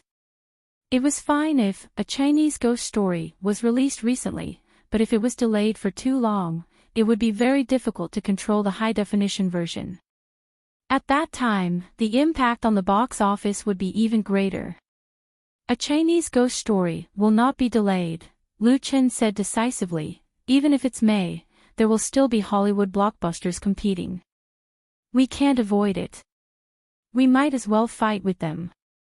It doesn't matter even if we lose.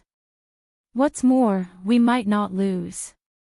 The cost of A Chinese Ghost Story had long been recovered, and the extra profits were more than enough to be used for domestic publicity. No matter how much they earned in the box office, it was still a profit. If they were still afraid of competition, then they might as well not make a movie. Many domestic filmmakers had a phobia of beauty. The box office failure of a film was often blamed on the Hollywood blockbusters competing at the same time. They lamented that they were inferior in terms of technical strength and complained about the country's openness to the film market. As a result, the protection month for domestic films, in July and August, became a hot commodity. All the film companies were sharpening their heads to drill into it, fighting for a slot. In recent years, domestic films had relied on youth films, idol films, and big IP films to recover some of their decline. The situation had finally improved a lot. A Chinese Ghost Story was not related to these three genres, but Lu Chen was not afraid of Hollywood blockbusters. This was because he had never thought of making a profit in the domestic film market. His goal was long-term. Building a high-standard indoor studio and setting up a special effects production team were all around this goal. Lu Chen's confidence and courage to face the challenge infected everyone present. Wan Shaoquan smiled and said, "Then we have to increase our publicity efforts and formulate a targeted publicity strategy. Boss, you and the lady boss should show off your love on the blog more. The effect will definitely be good and it will save money." Everyone could not help but laugh. They did not expect Wan Shaoquan, who had always been serious, to also joke. Lu Chen smiled bitterly. "I will try my best."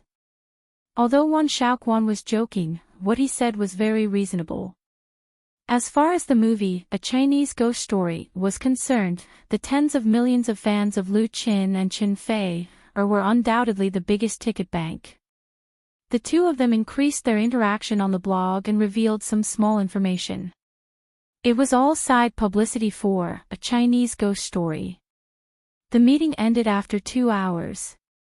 It was worth mentioning that The Painted Skin, which had already been released, was not included in the discussion. Because no one regarded The Painted Skin, a loser, as an opponent, there was naturally no value in discussing it. The head of Huaguan Pictures, Cui Xingxian, would probably vomit 3 mouthfuls of blood if he knew about it. After the meeting, Lu Chen had just returned to his office when Lu Shi's assistant, Chen Xan, came over. His sister had something important to talk to him about. Lu Chen felt a little strange, so he immediately rushed to Lu Shi's general manager's office. "What's wrong?" Lu Shi did not answer directly. Instead, she turned the computer screen on the table 180 degrees for him to see. The web page opened on the screen was the entertainment section of a large domestic website. The bold and black title on it was very eye-catching, causing Lu Chen's eyelids to twitch. The Golden One Awards nominations are leaked.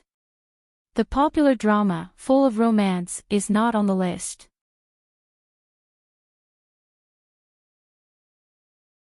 Chapter 577. The Golden One Awards was one of the two major domestic TV awards. In terms of scale and influence, in the past decade, the Golden One Awards had surpassed the older Yulon Awards to become the #1 domestic TV awards.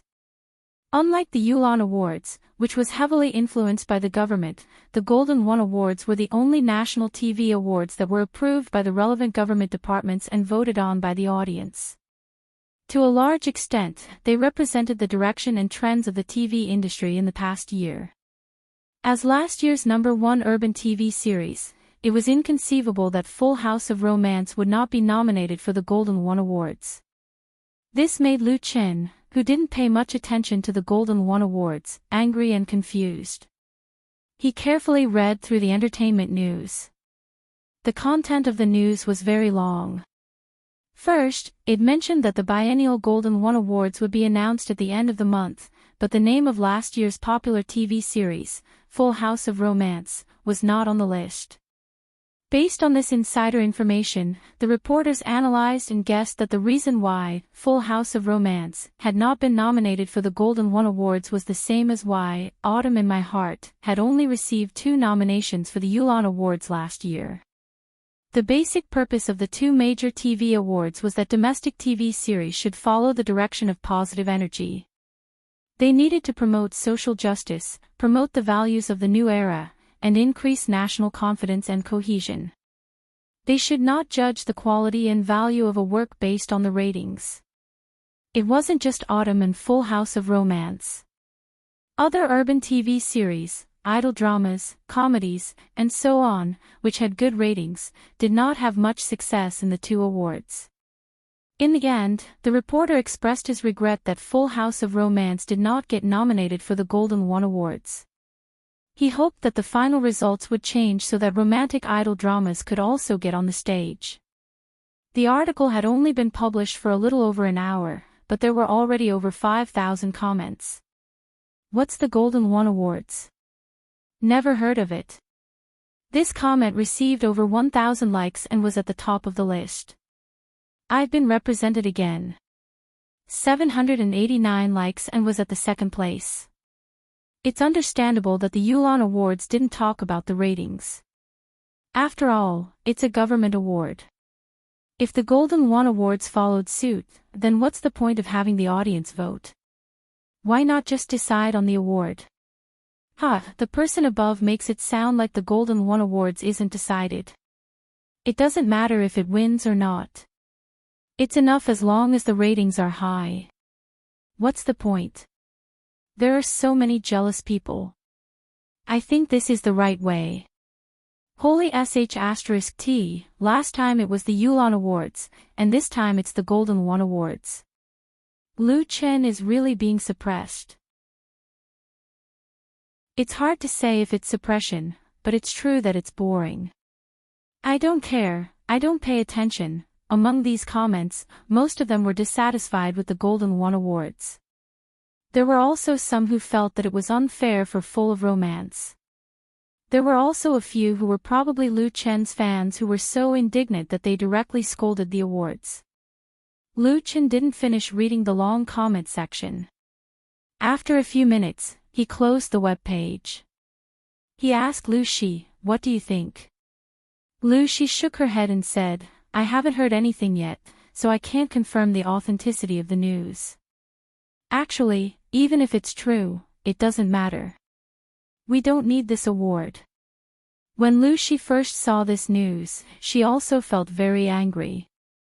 It was a clear rule that urban idol dramas didn't have any competition in the two awards.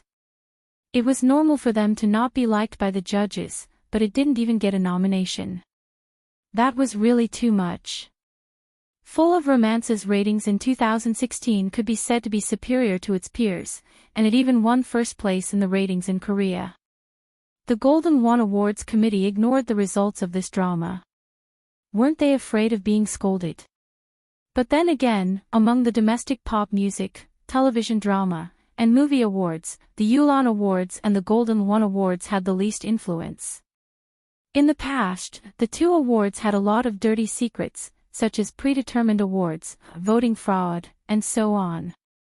There had always been a lot of controversy in the industry. It might not be a bad thing for Full of Romance not to get involved in this mess. In addition, whether this news was true or not still needed to be verified, so there was no need to get angry over it. His sister was afraid that Lu Chen would be depressed and angry, so she comforted him a few more words. Lu Chen smiled and said, "If there's nothing, then there's nothing. We have enough things to do, there's no need to, *ring ring ring*. Before he finished speaking, the phone on his desk rang. Lu Shi gestured to Lu Chen and then picked up the phone. "Hello, Chenfei Media." "Well, yes, what's the matter?" I haven't heard of this matter yet. I don't know the situation, so I can't comment. I'm really sorry, it's not convenient for us to accept interviews for the time being. Thank you, goodbye." After talking for a while, Lu Shi put down the phone and said, "It's a reporter from Entertainment Express. It's about the Golden One Awards. He wanted to interview you, but I refused." Lu Chen nodded. At first, he was also very angry, but after reading the online report, his mood calmed down. Whether or not Full of Romance could get a nomination for the Golden One Awards in the end, it would not affect the status of this TV series in the industry. Not to mention anything else, Xiangjiang Satellite TV and ATV had offered a very high price for this TV series. They would not care about the Golden One Awards or the Yuan Awards. In the end, it was the results that spoke. Whether it was being suppressed or being ignored, maintaining a normal mind could go further in the film and television industry. It was also right not to accept interviews from reporters. Those reporters who wanted to see the world in chaos hoped that the two sides would fight because of this and make up news like "Lu Chen bombards the Golden One Awards" to attract attention. It was too stupid to expect them to report fairly and impartially. Entertainment reporters were best at taking things out of context and even fabricating news, and they were very willing to go to court. It was so disgusting that it could disgust you to death. *ring ring*. The phone on the desk rang again. Not only that, but two of Lu Shi's mobile phones rang at the same time. For a time, the general manager's office was constantly ringing, and it became extremely noisy. There was no doubt that those entertainment reporters must have called after getting the news. Lu Shi was probably annoyed. Seeing this, Lu Chen smiled and said, "Go on with your work. I'm going back to work. I haven't finished the script." After saying that, he hurriedly slipped away, leaving his sister in the office overwhelmed and battered. Returning to his office, Lu Chen asked his assistant to bring him a cup of coffee. Although the script of You from the Star had been completed, there were still many contents that needed to be revised and corrected. He quickly put the matter of the Golden One Awards behind him. However, things were not that simple. Chapter 578. You from the Star is the third urban drama that Lu Chen is preparing to shoot this year, and it is also the last of his romantic trilogy. After shooting, he will fully turn to his own martial arts IP drama. The male and female protagonists of this TV series are still played by him and Chenfei, which is a perfect stage achievement. It is precisely because of this that Lu Chen attaches more importance to this TV series than Autumn in My Heart and Full House of Romance. The budget is double that of Full House of Romance, mainly because of the increased investment in special effects. You from the Star has a certain science fiction color. The male protagonist is an alien with superpower and a long life. This special romantic drama is definitely very fresh in terms of genre. Lu Chen dug out You from the Star from the memory of the dream world, and also wanted to create a ratings miracle again. But even with the memory wealth of a world, Lu Chen will never lie down and make money. When he was in Hong Kong, he began to write the script of You from the Star, and made a lot of modifications on the basis of the original work, especially some bug settings and plots that made the audience criticize. Big plentiful story and characters. The same approach, he has been successful with Full House of Romance, and You from the Star is certainly no exception and will do better. Lu Qin is preparing to shoot 30 episodes of this TV series, adding a new storyline, and increasing the number of characters in the play, which is loyal to the original work and more than the original work. It's just that in this way, Lu Chen's workload of writing the script has increased big, and he likes to master the whole story by himself, so he never hires a team to write for him like other big-name screenwriters. At this point, Lu Chen has no idea about money and fame. What he really pursues is a breakthrough in his career, so that he can maintain a steady stream of forward momentum. Therefore, the script of You from the Star has been written for 2 months, and has not been finalized yet. There are still many details that need to be perfected. However, there is an endless stream of people seeking cooperation, and they are about to break the threshold. Among them, the most active are Zhejiang Satellite TV and Beijing Television. The 2 satellite TV stations have tasted the sweetness of Full of Romance, and they have made a lot of money from advertising income. They are determined to win You from the Star. Of the nearly 30 satellite TV stations in the country, more than a dozen had contacted the original Lu Chen studio. The rest were not uninterested, but they knew that their strength was limited, so they did not participate in the competition. Apart from Zhejiang Satellite TV and Beijing Television, the most active and richest one is undoubtedly Shanghai Satellite TV. The price offered by Shanghai Satellite TV was higher than that of Zhejiang Satellite TV and Beijing Television, so far, Lu Chen has not officially finalized the partner of You from the Star. However, this did not affect the writing of the script.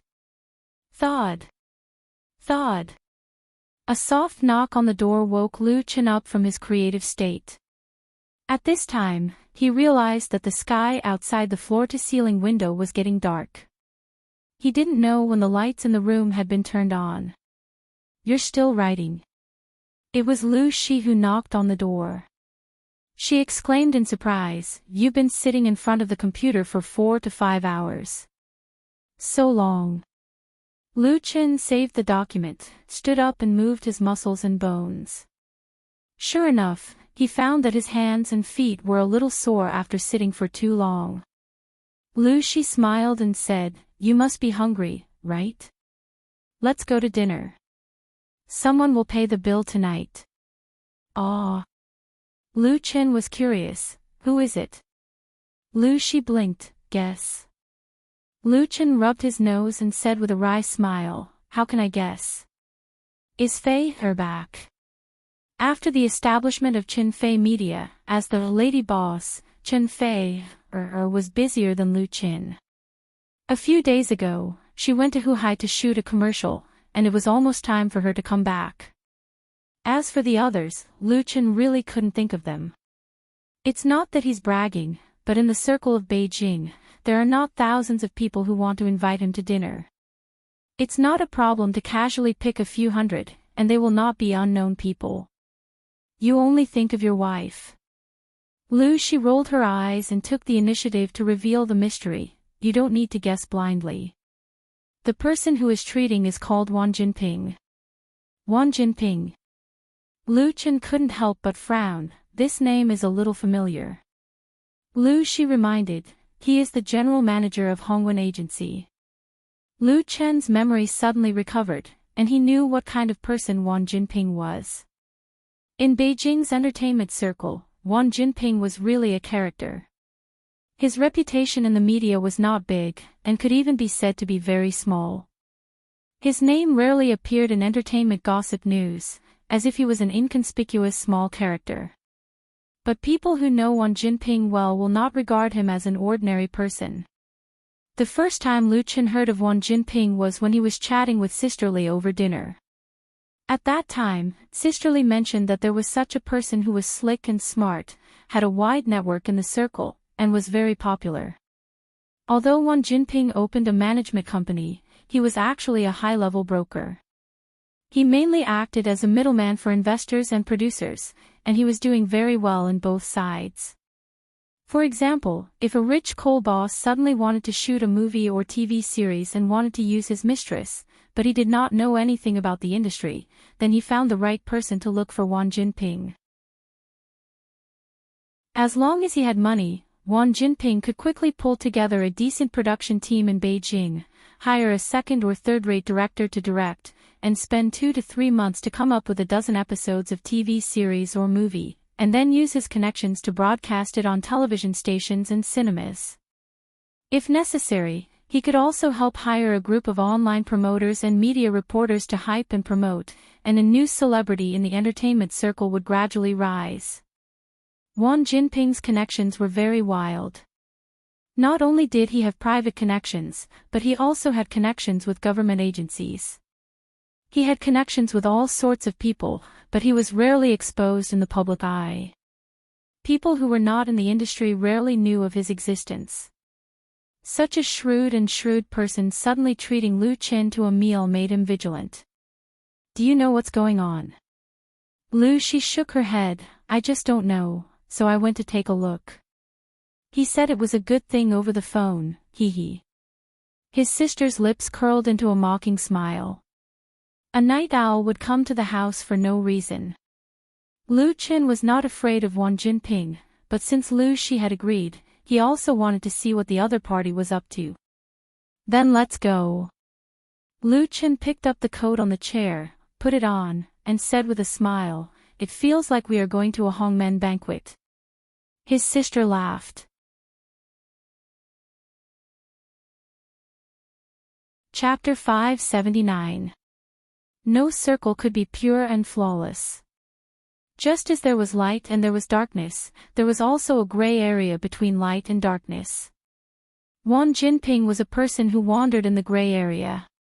He played big but kept a low profile.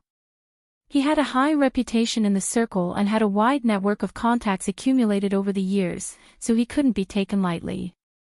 Wang Jinping also had a nickname in the circle, Jack of all trades. This nickname was very vivid. It was because of this that Lu Shi agreed to his invitation. Otherwise, she wouldn't need to pay attention to a broker. In this circle, it was okay to offend a gentleman, but offending a villain would cause a lot of trouble. The place where Wang Jinping invited the banquet was a Thousand Sakura restaurant, which was a top Japanese restaurant in Beijing. The per capita consumption was at least 3,000 or 4,000, and many celebrities frequented it. When Lu Qin and Lu Shi arrived at Thousand Sakura restaurant, Wang Jinping was already waiting there. Wang Jinping was about 40 years old. He was neither tall nor short, and looked ordinary. His eyes and eyebrows were quite narrow. He was wearing a dark gray suit and looked like an old white-collar worker. "Mr. Lu Qin, I'm honored that you accepted my invitation." In the private room, Wang Jinping took the initiative to extend his hands to Lu Qin and said with a smile, "I'm Wang Jinping."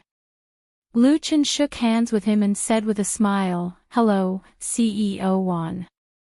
Wang Jinping exchanged a few more polite words with Lu Shi, even more respectful than Lu Qin. In terms of attitude, this entertainment industry broker was impeccable. He was not overly flattering, but gave people a warm feeling like a spring breeze, as if they were old friends who had not seen each other for a long time. The atmosphere was very comfortable. After sitting down, Wang Jinping first invited Lu Qin and Lu Shi to order, and then ordered a few more dishes. "Mr. Lu Qin, how about some sake?" Lu Qin smiled and said, "CEO Wang, you can have some if you like, but I'm afraid I can only drink 1 or 2 glasses." Wang Jinping understood. Drinking alcohol hurts the throat, but the alcohol content of sake isn't high, so we'll just drink a little.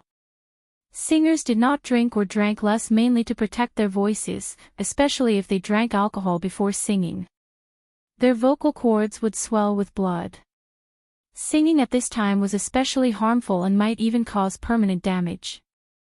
However, it was fine to occasionally drink beer, yellow wine, red wine, and other low-alcohol drinks.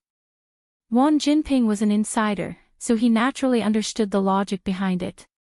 He ordered a bottle of Kikuzuna Masamune, which did not have a high alcohol content. Thousand Sakura cuisine was very famous, and the price was also very expensive. As for whether it was worth the money, it was a matter of opinion. However, if one wanted to eat their fill here, it would not be an easy task. Lu Qin tasted a few sushi and felt that it was pretty good. While enjoying the Japanese food, Wang Jinping was also secretly observing Lu Qin. The first time he heard of Lu Qin's name was more than a year ago. At that time, Lu Qin had made a name for himself in the pop music world and showed outstanding creative talent. At that time, Wang Jinping had the idea of signing Lu Qin to his company. The main business of Wang Jinping's agency was to connect investors, but he also paid attention to discovering potential newcomers. After cultivating, packaging, and hyping them up, he would transfer them to others and earn quick money. Unfortunately, at that time, Lu Qin did not consider signing with any agency at all and directly opened his own studio. Wang Jinping, who had missed the opportunity, did not care. There were too many newcomers emerging in the circle every year, and there were many good-looking and talented people everywhere. There was no need to regret missing one. However, the speed of Lu Qin's rise in the circle was simply astonishing. His works not only swept the music world, but also crossed over to the film and television industry. The first TV series he wrote and acted in created a miracle in the ratings. Now, although Lu Qin could not be compared to the top big shots in terms of experience and foundation, there were really not many people who could compare to him in the limelight in the past 2 years. In the process, Wang Jinping had been an outsider until this time, when someone came to ask him to connect them. Young people nowadays are really amazing. Wang Jinping thought to himself as he quietly downed a cup of sake. After 3 rounds of drinking and eating until he was half full, Wang Jinping consulted Lu Qin and Lu Shi, then asked the waiter to remove the plates and replace them with oolong tea. It was time to get down to business. After being in the circle for so long, Wang Jinping's eloquence was undoubtedly strong, but he did not know why, in the face of the siblings in front of him, he was not very confident that he could persuade them.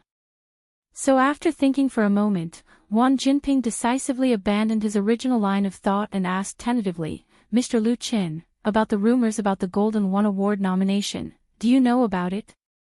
Lu Qin and Lu Shi looked at each other, and Lu Qin nodded and said, "Yes, President Wang, do you have any inside information?" As he said that, he could not help but laugh. Wang Jinping's heart sank because Lu Qin's reaction was completely beyond his expectations. In his opinion, an artist like Lu Qin who became famous at a young age was most likely a proud and arrogant person. Encountering such an obvious oppression, he would definitely be angry in his heart, or at least not comfortable. When he mentioned this matter now, Lu Qin could be angry, dissatisfied, indifferent, or deliberately not show his emotions. But this relaxed attitude made Wang Jinping feel that his confidence had taken another blow. Wang Jinping's eyes were very sharp. He could see that Lu Qin really did not care and was not pretending to be generous. When did the Golden One Award become so unattractive? In the circle, who knew how many actors and artists were racking their brains to get a nomination to raise their status? There were many who looked to Wang Jinping for public relations. The top bigwigs might not care, but Lu Qin, Wang Jinping's mind raced, and he said with a smile, "There's not much inside information, but as far as I know, the news on the internet may not be true. The official nomination hasn't come out yet, so everything can change." He was actually very obviously hinting at Lu Qin, but Lu Qin did not seem to understand, nor did he ask curiously. Wang Jinping cursed inwardly, and could only continue speaking. "In my opinion, Full House of Romance is a very outstanding TV series, and it should do well at the Golden One Awards." After saying that, Wang Jinping stared closely at Lu Qin, trying to see something from the latter's eyes. However, Lu Qin's eyes were deep and indifferent, like an unseen pool of still water. There was not the slightest emotional fluctuation in his heart, as if Wang Jinping was talking about someone else's matter, and it had nothing to do with him. For the first time in his life, Wang Jinping, who was experienced, felt a sense of helplessness.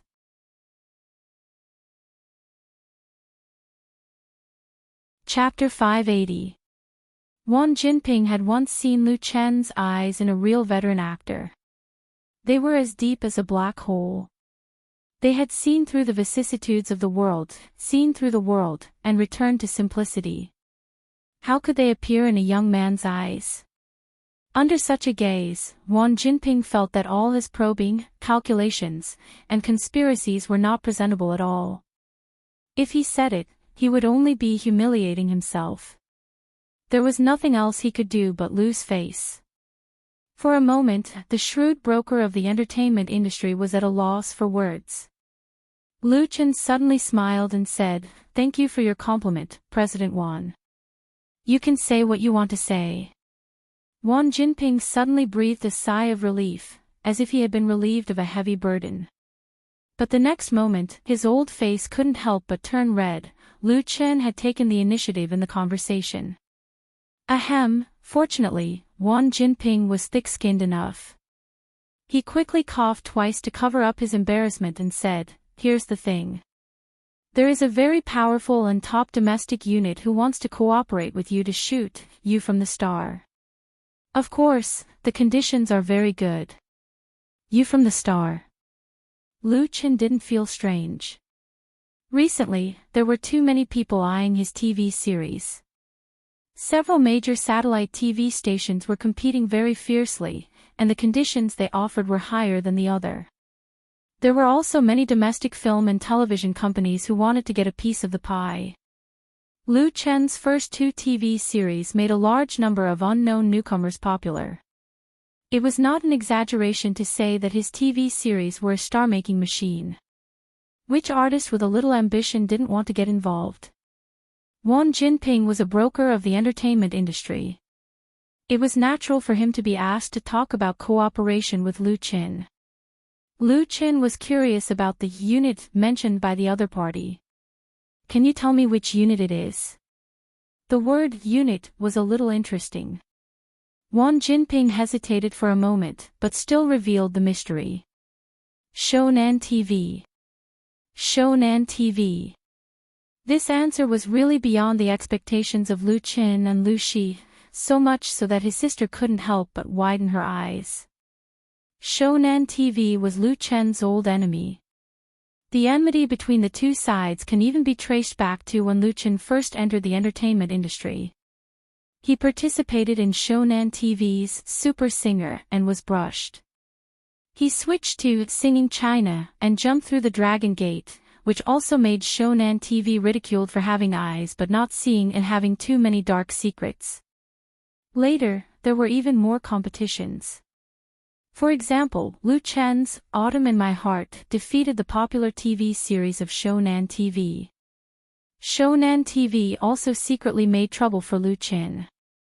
However, ever since Full of Romance was broadcasted, the two sides had basically not met again. Shonan TV could not gain any advantage from Lu Chen, and it was impossible for them to publicly fall out with him. Did they still want to save face for the satellite TV station? As for Lu Chen, he would not take the initiative to provoke the other party.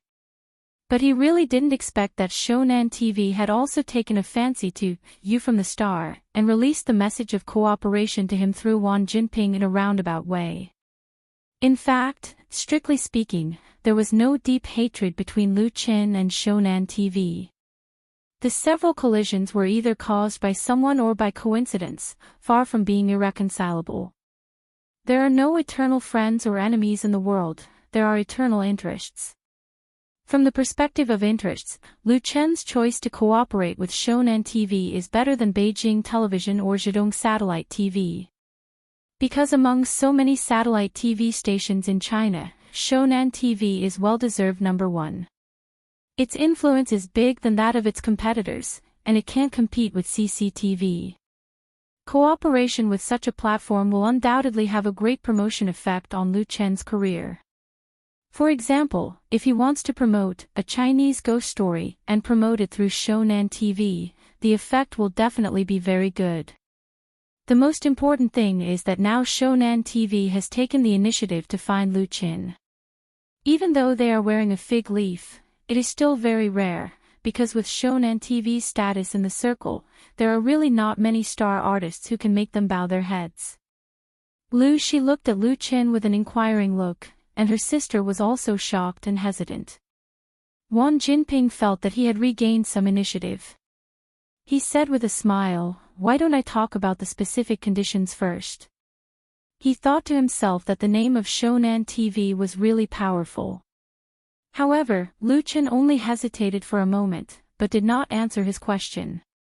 Instead, he asked, "Golden Phoenix Award."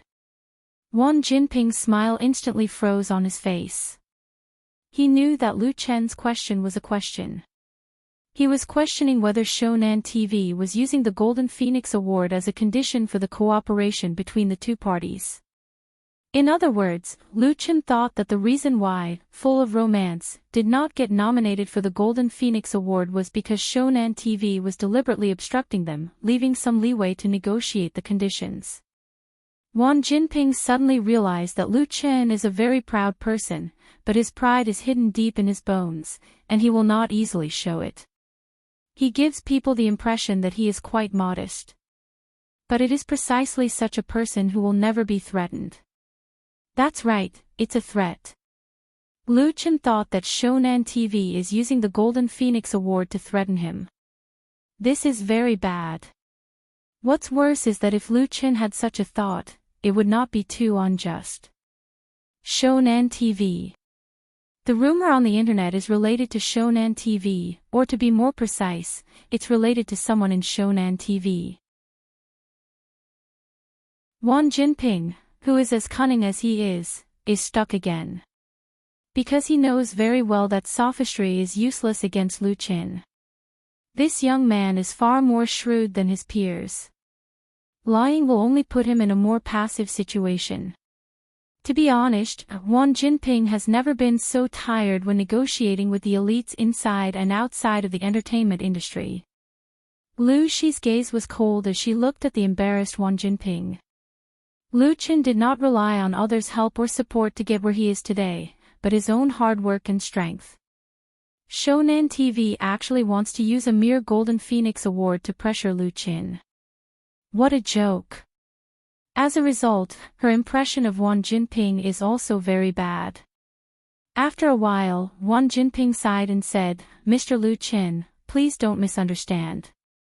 My client sincerely wants to cooperate with you, and the conditions are guaranteed to be satisfactory." He still did not give up, thinking that he can persuade Lu Qin at the end. In short, he is not willing to give up just like this. Lu Qin picked up the teacup and took a sip, then suddenly smiled. "CEO Wang, let's not beat around the bush. I will not cooperate with Shonan TV. There is no need." As for the Golden Phoenix Award, his face showed a mocking expression. "Believe me, not being nominated is not a disgrace to me." At this moment, Lu Qin's strong confidence made Wang Jinping speechless. The frustration of failure shrouded this senior broker.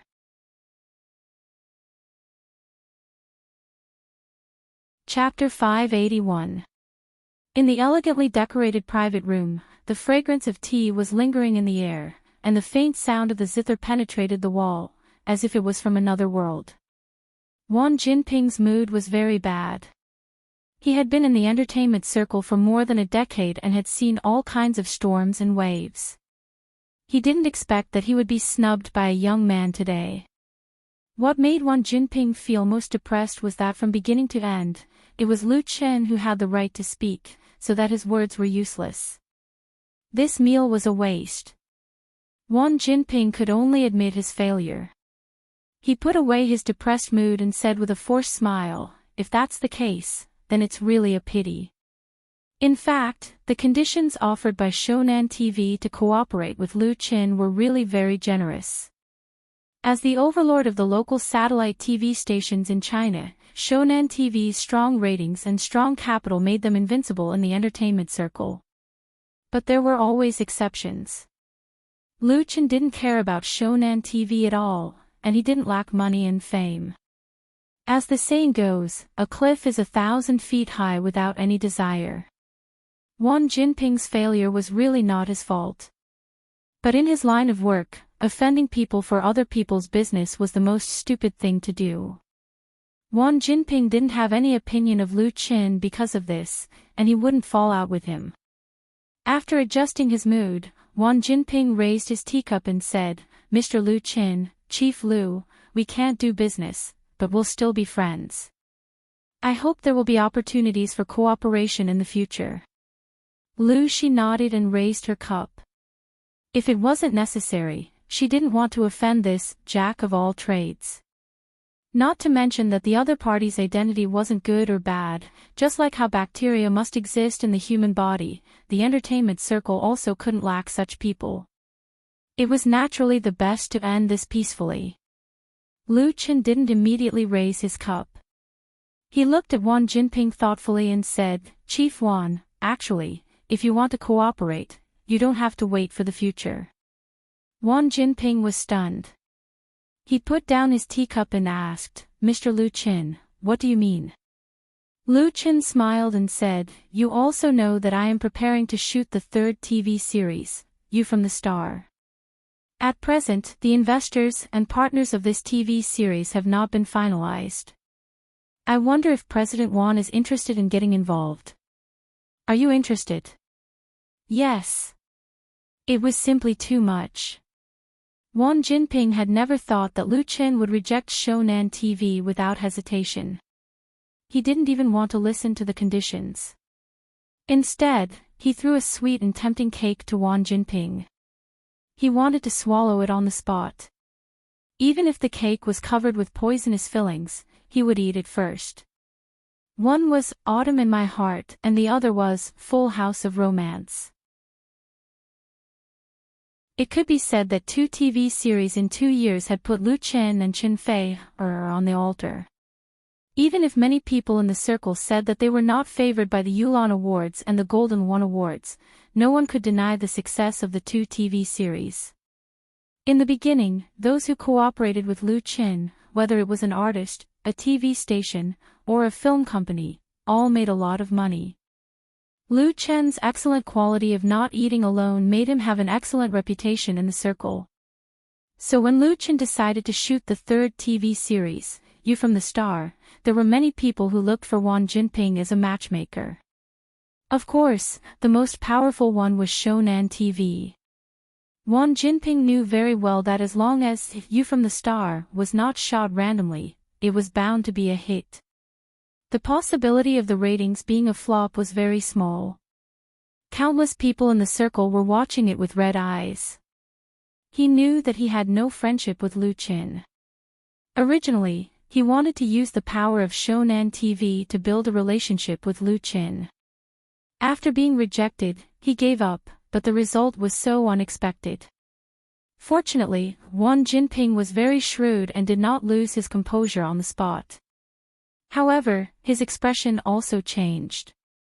"Mr. Lu Chen, you are not joking with me, are you?" Lu Chen couldn't help laughing. He picked up the teacup and took a sip. He said unhurriedly, "I never joke when it comes to business. I can give you 5% of the limited equity shares. It doesn't matter whether you invest in your own company or pull strings for other companies. We can sign a formal contract." Wang Jinping, who had been a little hot-headed just now, quickly calmed down and weighed the pros and cons in his mind. If it had been someone else who said that he would be given 5% of the shares and limited equity investment, Wang Jinping would most likely have scoffed at it. Did Master Wang lack such little things? However, You from the Star was too tempting. Those who participated in the investment cooperation were bound to be big shots in the industry. To be honest, Lu Chen was really giving him face by giving him this opportunity. 5% of the limited equity shares seemed small, but in fact, it showed Lu Chen's sincerity, because Wang Jinping believed that even Lu Chen himself could not keep too many shares.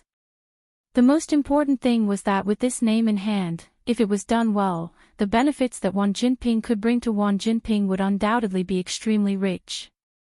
For example, recommending a newcomer to the crew, even if it was not a very important role, as long as appropriate publicity was done, it would be too easy to make the newcomer popular. Wang Jinping was well aware of this. How many newcomers or semi-new artists in and out of the circle wanted to be popular? Thousands. Therefore, although he knew that this was most likely a bait thrown by Lu Qin, Wang Jinping still wanted to take the bait. He couldn't help but ask, "Mr. Lu Qin, then what do you want?" Lu Qin smiled and said, "I just want to make friends with Boss Wan and leave a favor. Maybe I will ask Boss Wan for help in the future." More friends meant more paths, and friends could also be divided into many kinds. Wang Jinping's expression changed. After a while, he sighed and said, "I feel like I'm getting old." He knew that he couldn't resist this temptation, but thinking that he might offend Shonan TV because of this, his heart was extremely tangled, and he felt like pulling chestnuts out of the fire. Lu Qin smiled and said nothing. This was an open and above-board plot. Whether Wang Jinping agreed or not, there was no loss for him. For the TV series, You from the Star, Lu Qin was only going to retain 40% to 50% of the shares for Qinfei Media, and the rest would be given to various partners. A mere 5% of the limited equity shares for Wang Jinping was nothing at all. If Wang Jinping was smart enough, he would not do it himself. It was the best choice to help others. He still had to accept Lu Qin's favor. And the initiative was always firmly in the hands of Lu Qin. After hesitating again and again, Wang Jinping finally gritted his teeth and said, "Thank you, Mr. Lu Qin." Such an opportunity was also rare for him. If he missed it, he would really miss it. Lu Qin nodded and said, "Well, you can contact Boss Lu for the details." Since he had made a decision, Wang Jinping no longer hesitated. He picked up his teacup again and said, "Happy cooperation." Lu Qin and Lu Shi looked at each other and smiled, also picking up their teacups. Happy cooperation.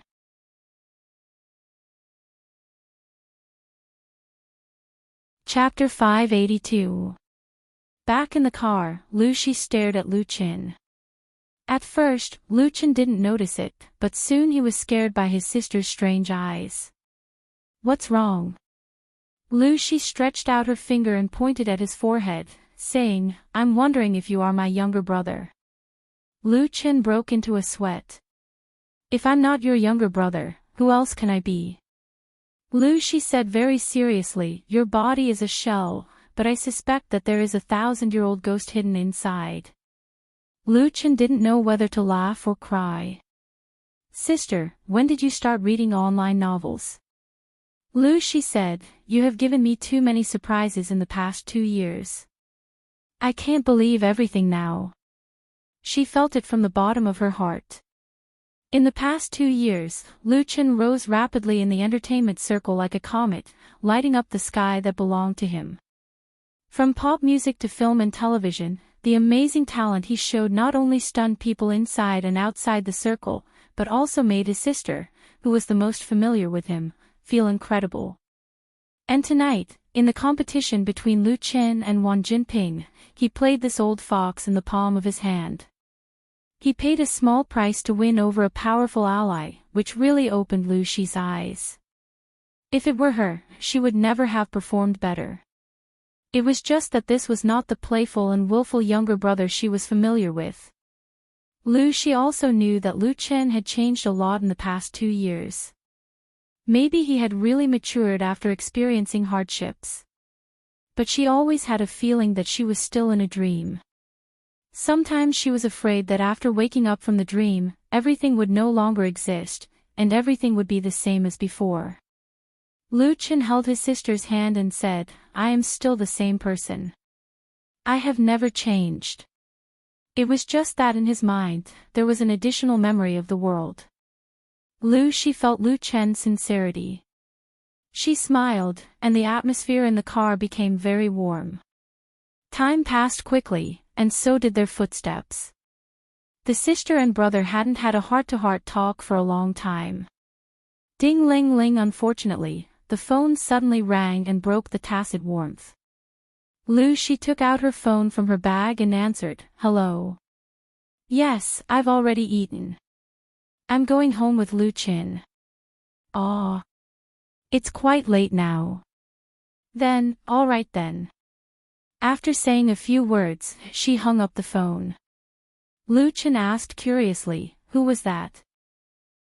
She hesitated for a moment and replied, "It's Musher. She asked me to do yoga and spa in the evening." Chin suddenly had a bad feeling. "Sis, does Mushy often ask you out?" "You know she." She blushed and said, "I know, but she doesn't have that kind of feeling for me. We are very good friends now." "I don't have any friends in the capital," so, Chin was speechless. Although they were brother and sister, he couldn't interfere in his sister's private life. "Then you should pay attention to yourself." She glared at him and said, "Pay attention to what?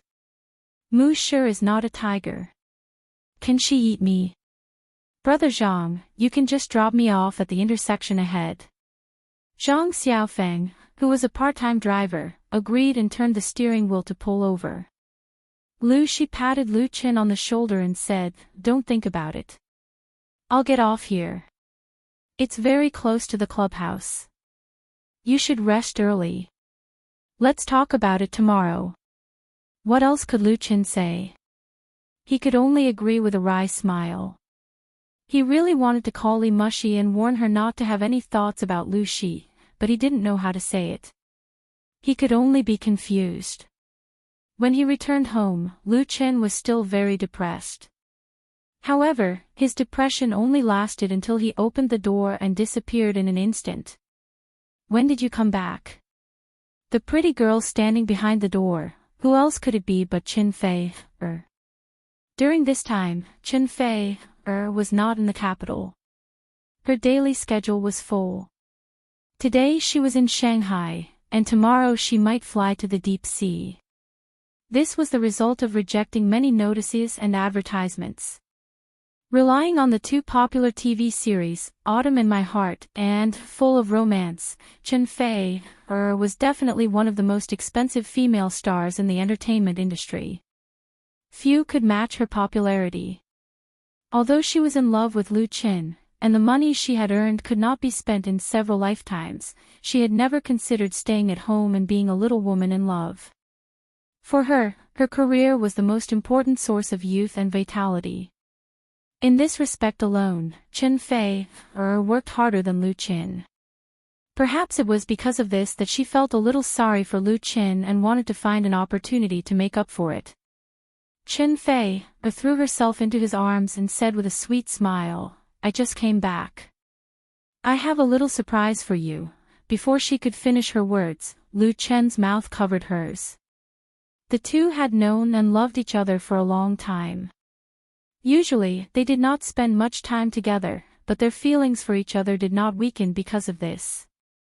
Instead, as time passed, their feelings became stronger. With a beautiful woman in his arms, Chin immediately put his sister's matter to the back of his mind and fell into an intoxicated gentleness. It was a charming night. 2 days later, on the evening of March 19th, the Golden One Awards Committee announced the nominations for all 39 categories of the 2017 Golden One Awards on its official website. Among them, the 2016 TV ratings champion, Full of Romance, was nominated for Best Screenplay, Best Music, and Best Editing. It did not win any heavyweight awards such as Best Director, Best Actor or Actress, Most Popular Actor or Actress, etc. This was different from the news that was circulating on the internet a few days ago. Full of Romance did not win anything at the Golden One Awards. Chin did not feel that it was strange because, as he said to Wang Jinping, if Full of Romance really did not win a single nomination, he would definitely not be the one who would be embarrassed. The 3 small and medium awards were the Golden One Awards Committee's fig leaf. I think we will win an award, and it will most likely be Best Music, Lu Chen said to Lu Shi and Chen Fei. So, just send a representative. I think Chen Axian will do. Chen Axian was Lu Chen's former colleague who worked at KFC. Now, she was the assistant to the general manager of Chen Fei Media. Lu Shi hesitated. Isn't that a bad idea? That would be too disrespectful to the Golden One Awards. Lu Chen smiled and said, then send 2 more representatives. 3 nominations for 3 people. That's just right. The other party had already thrown a slap at him, and he still had to put his face forward. If he offended them, so be it.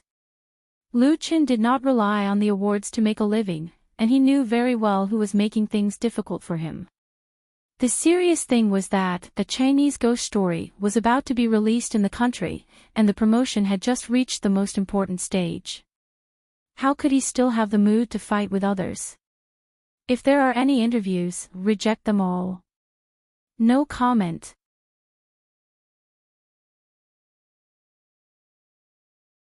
Chapter 583.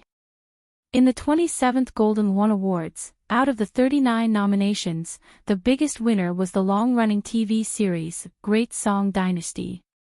This 85-episode historical drama had been broadcasted on CCTV last year. Its ratings were quite good, and the Golden One Awards liked it. As a result, it received 12 nominations, including Best Director, Best Long Drama, Best Actor, Best Screenplay. After Great Song Dynasty was Battle in the Sand City. It was a 37-episode military drama produced by Shonan TV and the United Nations. It received a total of 9 nominations.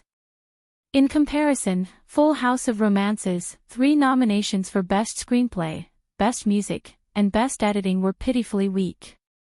Be it Great Song Dynasty or Battle in the Sand City, their ratings and influence could not be compared to Full House of Romance. It was just that both dramas were shrouded in the light of main themes. This was a little ridiculous. The Golden One Awards was different from the Yuan Awards. The latter was a legitimate government award, judged by expert judges. It was normal to promote the main themes. The Golden One Awards, on the other hand, was voted on by the audience. In the end, the nominees were not the ones that the audience liked the most. That made people want to complain. As a result, when the nominations were announced, the official blog of the Golden One Awards, Waves, was instantly swallowed up by the flood of people. Most of them were angry for Full House of Romance. Please explain the criteria for the nominations. Why did Full House of Romance only get a few small nominations? Just change the name of the Golden One Awards to the Blackbird Awards. They're all black. Are you guys kidding me? My great Lu Chen can't even get a nomination for Most Popular Actor. Hee, do you guys know what the ratings for Full House of Romance were last year? Let me give you a friendly reminder. Full House of Romance won the ratings in Korea. Boycott the Bullsh *T Awards.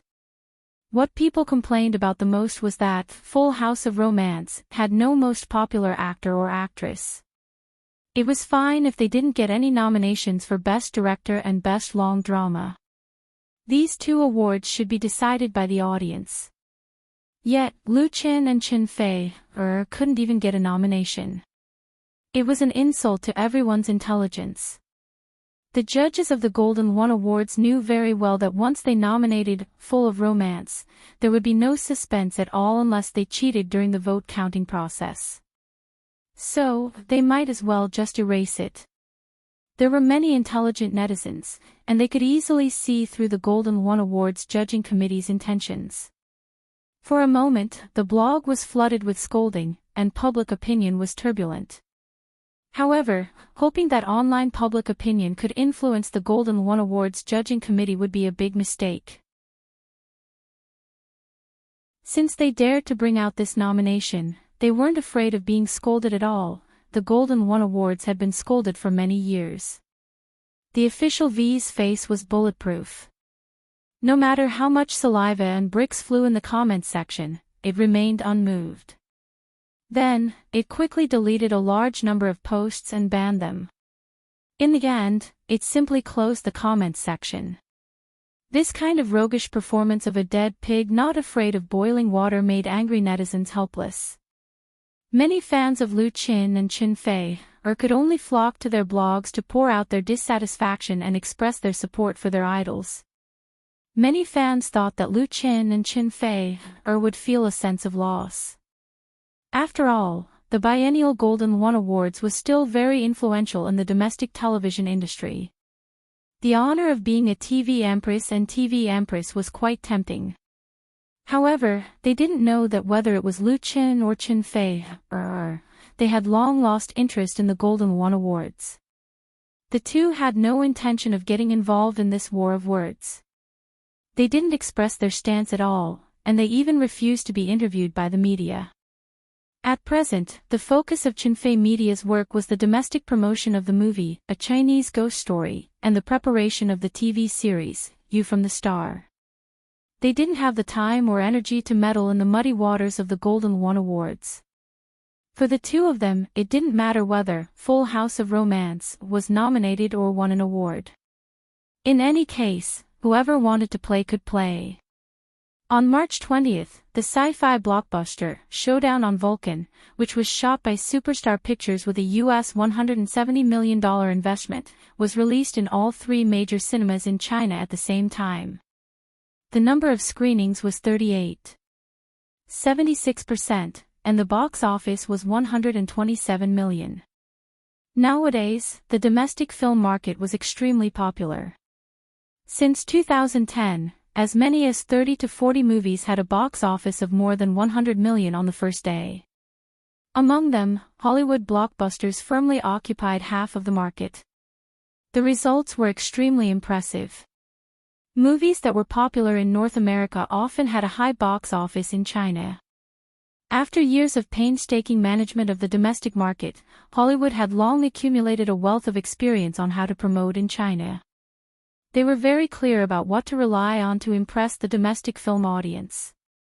Most importantly, Hollywood's big film companies had a very close relationship with the three major cinemas in China. Therefore, whenever a blockbuster was introduced, it would receive a very high number of screenings, which pushed up the box office. Therefore, it was normal for Showdown on Vulcan to earn a box office of 127 million on the first day. In the next half-month, it would also form a strong pressure on other movies that were released at the same time. On April 9th, another Hollywood blockbuster, Legend of the Holy Land, would be released in China. This could not help but make people sweat for the domestic films that were released during this period. Although the box office of domestic films was not bad at the moment, relying on youth idol films and popular IP blockbusters to defend their territory, the situation was definitely not optimistic if they were attacked by two powerful Hollywood blockbusters at the same time. Lu Chen's A Chinese Ghost Story was stuck in the middle. Although the timing could not be said to be too bad, it still made the industry worried. The voices of pessimism were endless, and it was generally believed that it was impossible to replicate the success in Xinjiang. When A Chinese Ghost Story was released in Xinjiang, its main competitor was The Painted Skin. It had not collided with Hollywood blockbusters, and there was a natural disadvantage in terms of investment and publicity. It was worth mentioning that The Painted Skin had already been released on March 14th. In the week of the 20th, it only earned 32 million yuan at the box office. On the 20th, it fell to 2 million yuan. It was very likely that it would repeat the same mistakes in Xinjiang, and it was very likely that it would be cancelled in advance. The Painted Skin was a Sino-Hong Kong co-production, and it could enjoy the support policy of Xinjiang's new films. There was a basic guarantee of screenings in cinemas, but it was only limited to the first week. Cinemas were very realistic. The seats in cinemas were such precious resources that they would definitely not leave them for those films that were not popular with the audience. The winner takes all was the rule here. The Painted Skin was obviously not the winner. In fact, this movie had already worked very hard in the domestic publicity. Huaguan Pictures was also a big company in the industry, but the reputation of this movie was too bad. It barely passed the score on several movie websites. Therefore, when measuring the opponents, Chunfei Media did not include The Painted Skin at all. The Showdown on Vulcan and Legend of the Holy Land were the real opponents.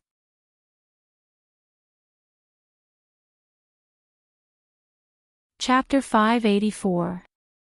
On March 21, the box office of The Decisive Battle of Vulcan exceeded 200 million in 2 days. According to this trend, the total box office of this Hollywood blockbuster was basically no problem to exceed 1 billion, and it was normal to reach 1.2 billion or 300 million, but it would be quite difficult to go higher, such as 1.5 billion. After 2 days of screening, the reputation of The Decisive Battle of Vulcan on the internet showed a two-tier trend.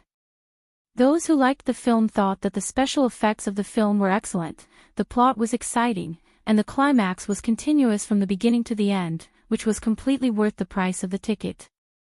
The evaluation of the audience who didn't like The Decisive Battle of Vulcan was a typical popcorn Hollywood blockbuster. Except for the special effects and battle scenes, everything else was not worth mentioning. The story was full of loopholes, and it was nothing more than giving people a strong feeling of excitement. Everyone had seen many similar blockbusters, and there was not much novelty. Not to mention those positive comments, these negative comments alone actually reflected a problem faced by Hollywood movies in China, that is, the serious situation of homogenization of imported blockbusters. They were too focused on special effects and ignored the plot and characterization. It was like a delicious dish served to the audience, sprinkled with MSG. Young people were relatively more fond of it, and they were also the main audience of such Hollywood blockbusters. Of course, there was no shortage of real high-quality works in Hollywood movies, but it was difficult for that kind of artistic film to be introduced into China, and the box office after it was introduced was often very poor, and it was not liked by cinemas. It was precisely because of this, coupled with the state's protection policy for domestic films, that Hollywood blockbusters had a huge impact on the domestic film market, and domestic films could also occupy a place in the past decade.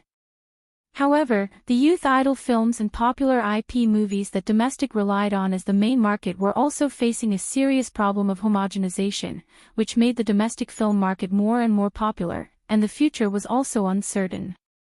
Lu Chen led Chunfei Media and wanted to seize territory in this huge market. Strength, connections, luck, and opportunities were indispensable. As a newcomer to the film industry, he was not favored by many people in the industry.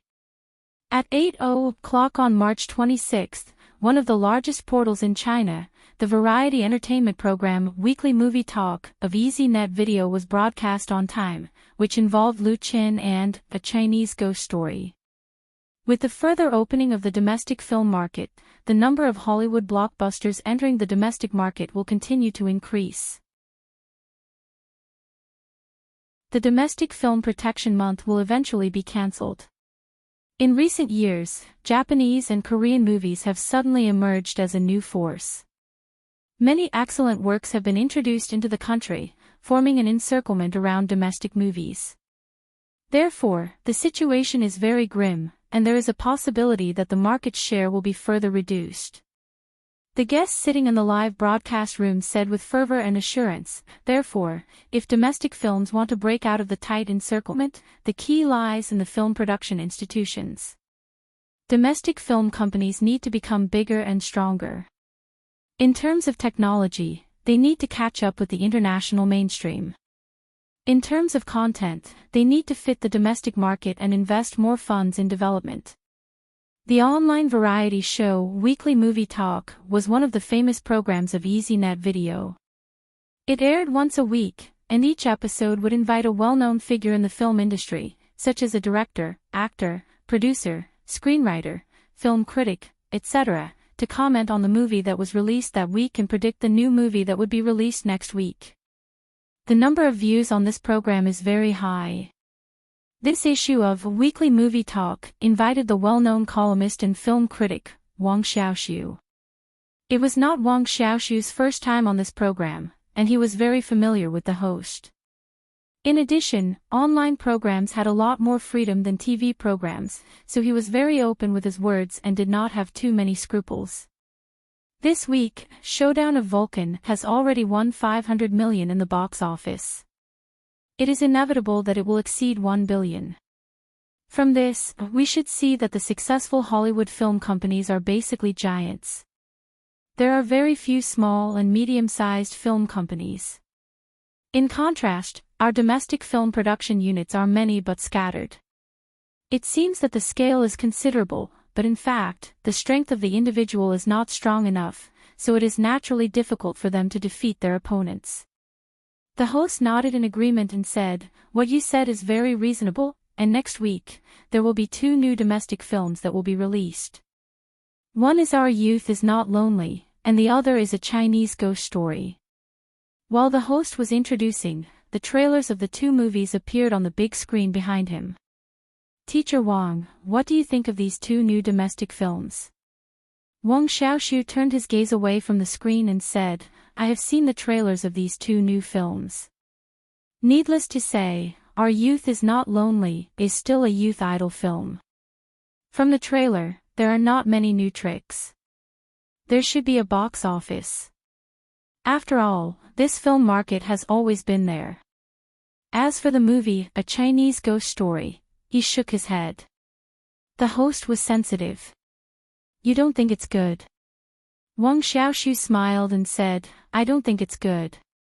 The reason is very simple. A Chinese Ghost Story is a fantasy ghost film adapted from the story of Strange Tales from a Chinese Studio, and Painted Skin of the same genre has already been released on the 14th. The box office has only been around 40 million so far. Whether it's the cast or the investment, Painted Skin is bigger than A Chinese Ghost Story, and there are more special effects scenes. In the end, it can't even recover its cost, which means that the audience doesn't like this kind of film.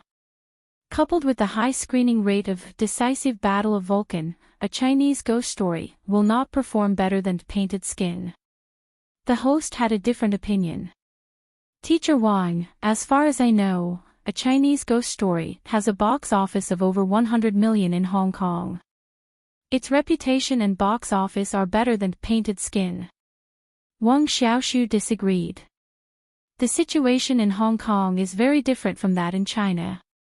The audience there prefers ghost films, and when A Chinese Ghost Story was released, there were no Hollywood blockbusters at the same time, and, after a pause, he said, "And the box office of A Chinese Ghost Story is over 100 million. It is said that the peripheral products have been sold for tens of millions. To be honest, I don't believe this." Wang Xiaoxiu's doubts about the box office of A Chinese Ghost Story in Hong Kong, although he did not say it out loud, anyone could tell from the expression on his face. Probably feeling that this topic was too sensitive, the host quickly changed the topic. "Teacher Wang, what do you think of the recent appearance of the film market?" The morning after the Weekly Movie Talk was broadcast online, Lu Chen only watched it once in his office. Originally, Lu Chen did not know about this show, but his fans and the show's guest, Wang Xiaoxiu, started fighting on the Waves blog, causing a lot of noise.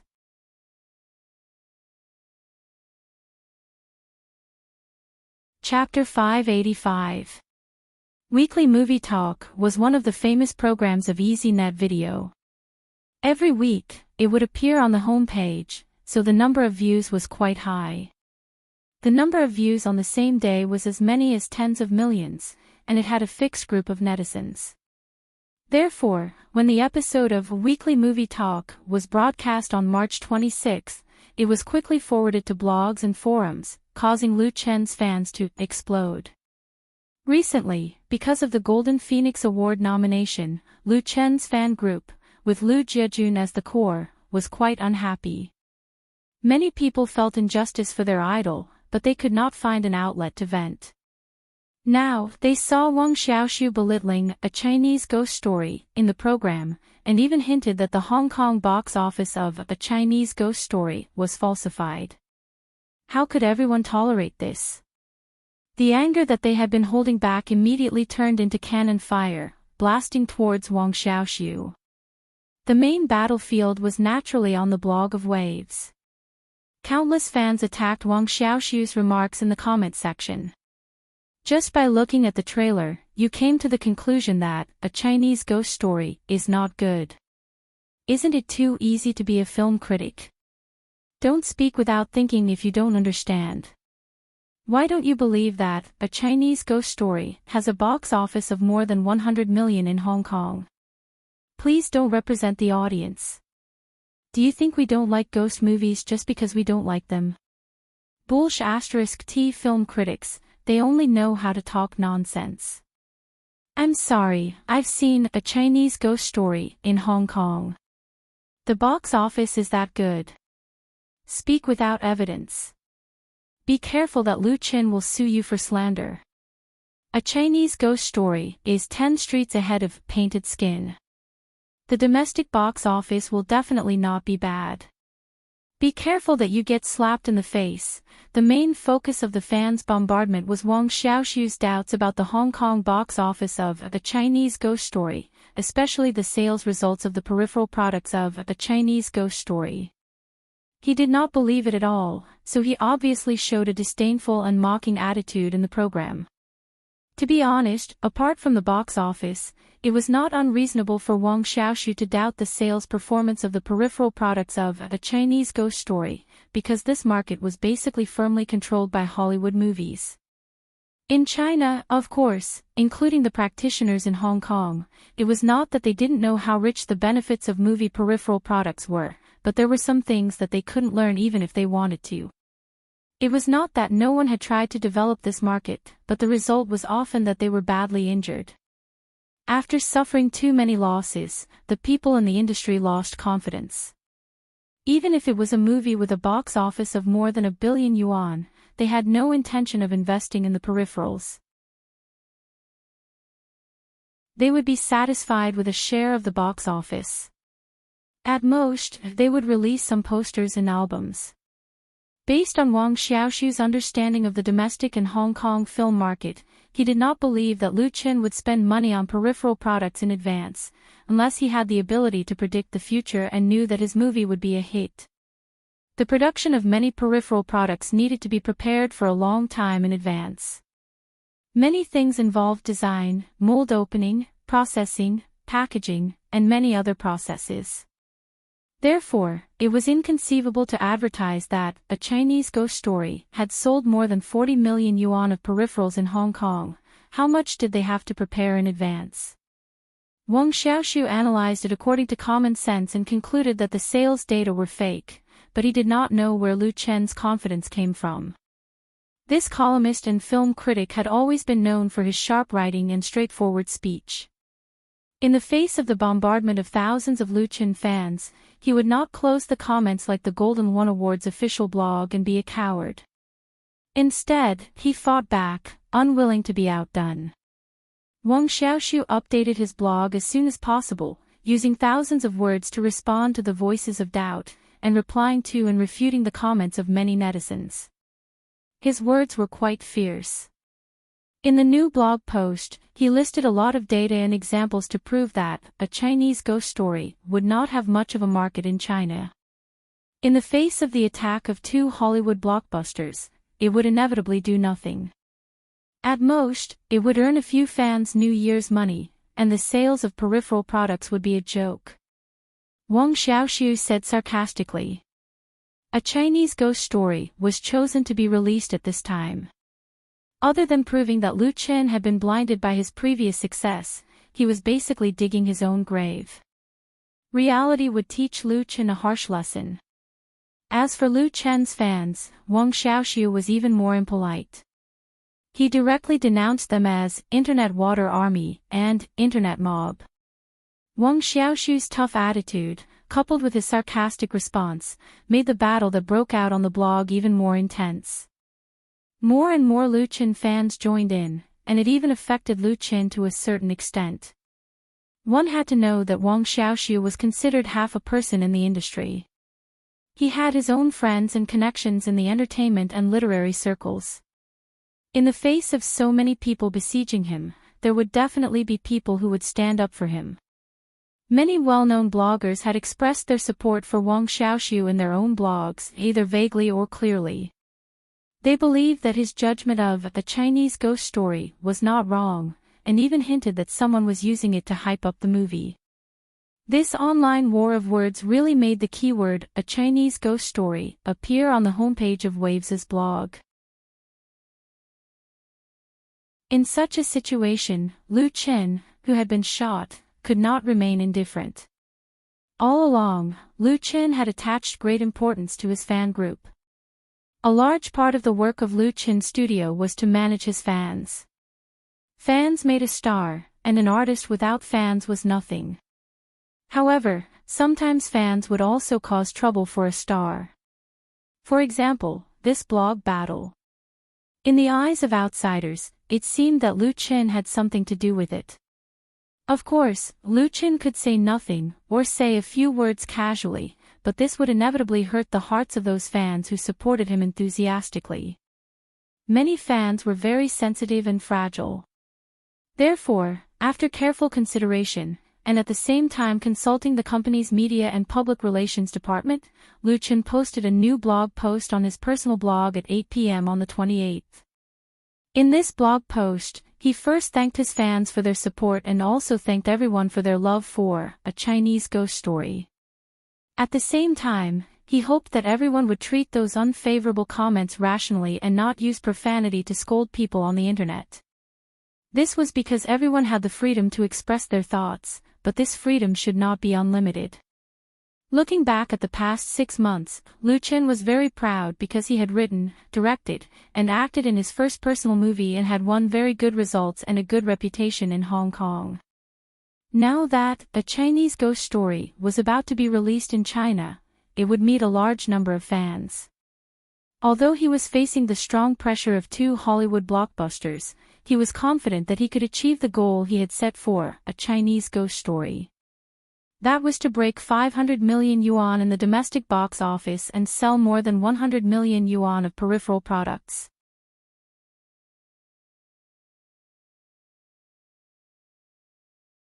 Chapter 586.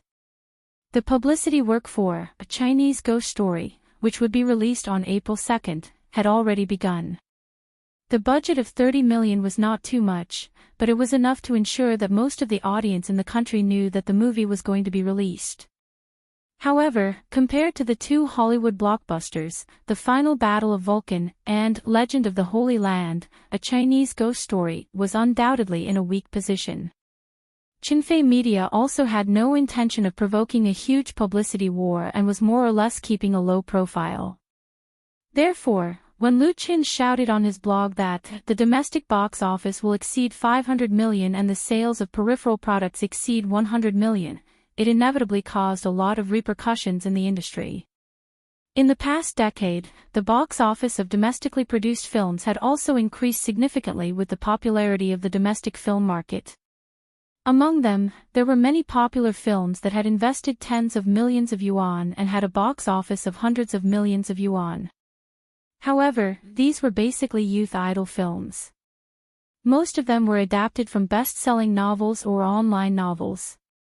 The investment for A Chinese Ghost Story was only tens of millions of yuan. The target of 500 million yuan domestic box office did not seem high, but the actual situation was not like that at all. That was because there were fewer and fewer films with low cost and high box office. Even youth idol films were a little difficult to play, let alone ghost films. If A Chinese Ghost Story had invested hundreds of millions or even 200 to 300 million yuan, it might have been able to attract a lot of audience members with the influence of the original work. However, a mere 30 million yuan investment, even if it was all spent on special effects, how many minutes of content could it produce? Without exciting special effects, how could A Chinese Ghost Story attract domestic film audiences? The appreciation of domestic audiences was very different from that of Hong Kong audiences. Ghost films were definitely a niche film. Wang Xiaoshu's analysis of A Chinese Ghost Story was very reasonable. What exactly made Lu Qin so confident? It was one thing to have a box office of 500 million yuan, but he actually shouted the slogan of more than 100 million yuan for the peripheral products. It was really shocking. Many people in the industry felt that Lu Qin was really a little too arrogant. Perhaps his development had been too smooth in the past 2 years, so he believed too much in his own influence. He had forgotten that movies were different from television and pop music. If Lu Qin were to make a youth idol film, he would not have to worry about the box office. This kind of fantasy film was not something that a newcomer could easily handle. However, there were also a few people in the industry who supported Lu Qin. They had seen the original version of A Chinese Ghost Story and had a positive and admiring attitude towards the movie. They said a few good things about Lu Qin on their blogs. However, such voices were very weak, and the general public was not optimistic about it. In Lu Qin's blog post, although Wang Xiaoshu's name was not mentioned at all, the film critic still took it as a provocation to himself and quickly posted a new blog post. The content of the blog post was very simple. There were only 4 words: wait and see. Wang Xiaoshu was a mature scholar. He had his own insistence and stubbornness. When he was serious, he was also very sharp. However, he would not play silly games with others, such as making a bet with Lu Qin that he would eat a keyboard or run around naked. The words wait and see were enough to show his attitude. Lu Qin's fans were naturally very supportive of Lu Qin's blog post. Don't say anything else. I will contribute at least 5 movie tickets. The peripheral products will depend on the situation. A box office of more than 500 million is too conservative. I think it can break 800 million. 1 billion. Support me, Chen. I will take my girlfriend to watch A Chinese Ghost Story.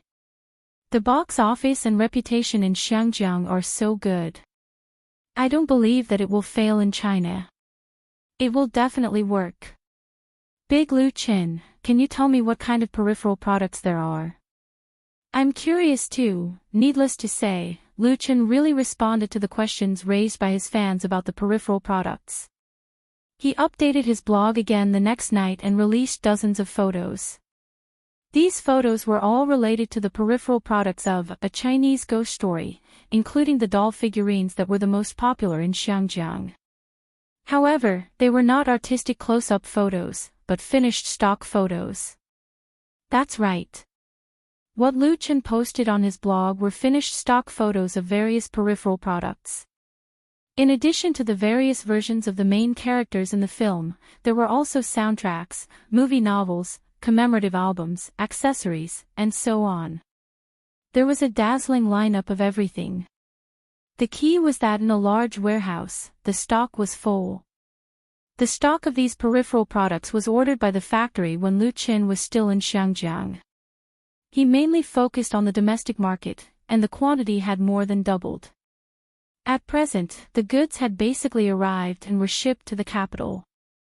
The purchasing power of the audience in Xinjiang was relatively strong, and the number of domestic audiences was large. Under the overall balance, Lu Qin set a sales target of 100 million for A Chinese Ghost Story. This goal should be said to be very ambitious, because many peripheral products of Hollywood blockbusters did not sell well in China, let alone domestic films. However, the success in Xinjiang gave Lu Qin enough confidence. On the one hand, these stock photos were to prove his confidence, and on the other hand, it was also a powerful counterattack to Wang Xiaoshu's questioning remarks. If he did not have the confidence to recover the cost, would he produce so many products? In fact, in his previous blog, Lu Qin had already posted a few photos of the peripheral products, but that kind of artistic photos obviously could not be compared with this kind of show-off, stock photos, and it immediately caused a lot of shock among his fans. Wow! There are so many, can you give me one? The puppet figurines are so cute, I must buy a set when the time comes. Where are the local tycoons? Give a big exclusive sale to the group members. Buy. Finally, Lu Qin said in his blog that these peripheral products had begun to be shipped to the surrounding stores of the major cinemas. By April 2nd, they would definitely be on the counter, and he hoped that everyone would support them. Of course, the fans had to support him. Lu Chen's confidence also came from the group of loyal and cute fans he had. He could get millions of tips for a live broadcast, so how could he not sell the peripheral products for more than 100 million?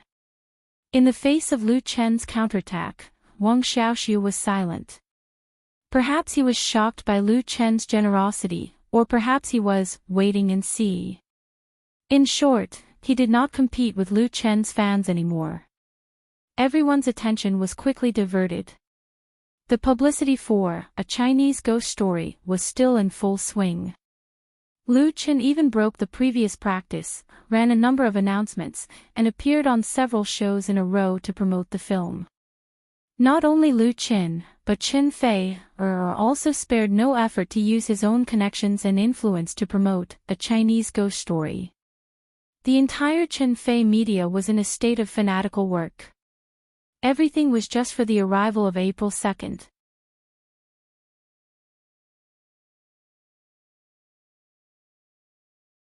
Chapter 587. Brothers, I'll be leaving in half an hour. Chi Haoyun's fingers flew as he tapped on the keyboard and said in the QQ group, "Let's meet at the cinema." As soon as his message was sent, a large number of responses immediately emerged in the group. "I'm already on the way." I'm also in a taxi, but Huainan Road is very congested now. The road is very difficult to walk on. I'm taking my girlfriend to watch A Chinese Ghost Story tonight. Are you jealous? What's there to be jealous about? I'll take two. What the hell, you guys are beasts. I haven't even eaten yet, and you're all going out. I'm also ready to leave. I can finally see Brother Housey. Then you have to be prepared to vomit. Although he was ridiculed by the group members, Chi Hao was not angry at all. He laughed and said, "Get lost." Chi Hao is a member of Jinling Lu Chen's fan club. Because of his online name, his seniority and easygoing temperament, everyone affectionately calls him Brother Housey. Chi Hao is one of Lu Chen's earliest fans. When Lu Chen opened the live broadcast of Starlight Show, he was one of the audience and rewarded Lu Chen with a lot of stars. Later, when Lu Chen fell out with Starlight Show, Chi Hao followed him to Whale TV. He likes Lu Chen's music very much and can be said to be a hardcore fan of Lu Chen. The most important thing is that Chi Hao once studied music and can be regarded as half a professional. He often comments on Lu Chen's songs in forums, Tieba, and QQ groups. His analysis is reasonable and interesting. Because he also has a lot of fans, he has a high prestige in the fan club. Although Chi Hao did not hold any position in Jinling Lu Chen's fan club, his appeal in the fan club of 5,000 people is very strong. Tonight's movie booking activity was initiated by him and received strong support from the group members. A few days ago, Chi Hao had made a suggestion in the group.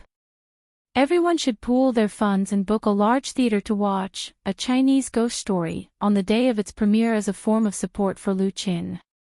As soon as he made this suggestion, the group members responded like a tide, expressing that there were countless people who wanted to participate. Moreover, the fundraising was completed in a very short period of time. Then, Chi Hao contacted a large local cinema and booked a hall that could accommodate 700 people. But even so, there were still many group members who did not make it in time, or even if they made it in time, they could not get a place. Many of the group members had prepared 2 copies at that time, and they had brought their boyfriends or girlfriends to watch it together. Thus, the quota was occupied. With too many monks and not enough porridge, those who wanted to join in the fun were very dissatisfied and caused a ruckus in the group.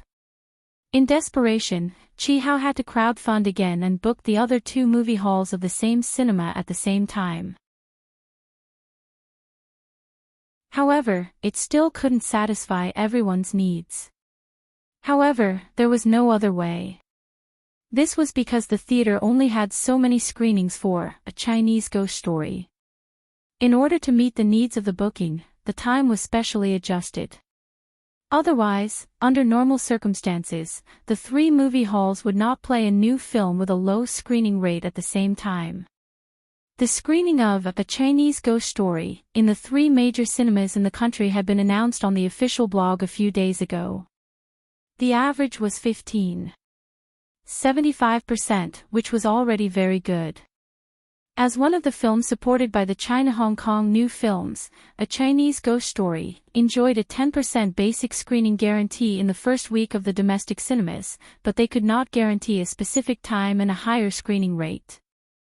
The 5.75% was the result of Chinfei Media's efforts. In addition to the public relations of the cinemas, publicity was also indispensable. Lu Qin and Chin Fei's connections in the circle also played a role, so the schedule was not too bad. It was also because of the strong performance of Decisive Battle of Vulcan that seriously squeezed the market space of A Chinese Ghost Story. If The Chinese Ghost Story did not perform well, then the screening rate would drop at any time. Cinemas were very realistic. The most important factor that affected their screening was the box office. Since Decisive Battle of Vulcan was released on March 20th, it had been nearly 2 weeks and the box office had exceeded 800 million yuan. In the absence of strong competitors, this Hollywood blockbuster's screening rate in cinemas remained high. It was said that the American Superstar Pictures intended to apply to the SARFT for an extension to further increase the box office results.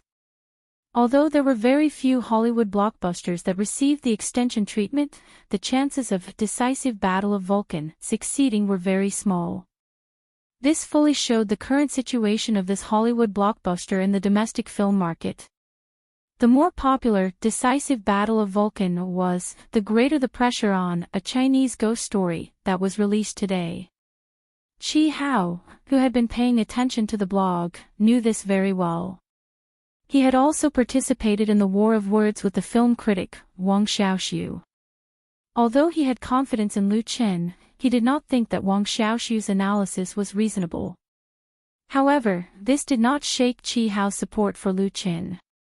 The fact that he had come forward to organize this screening was a manifestation of this support. Chi-hao, who lived alone, had his dinner at a small restaurant outside. After eating, he rushed to the cinema. The cinema that the fan support group had booked belonged to the Guangying cinema chain.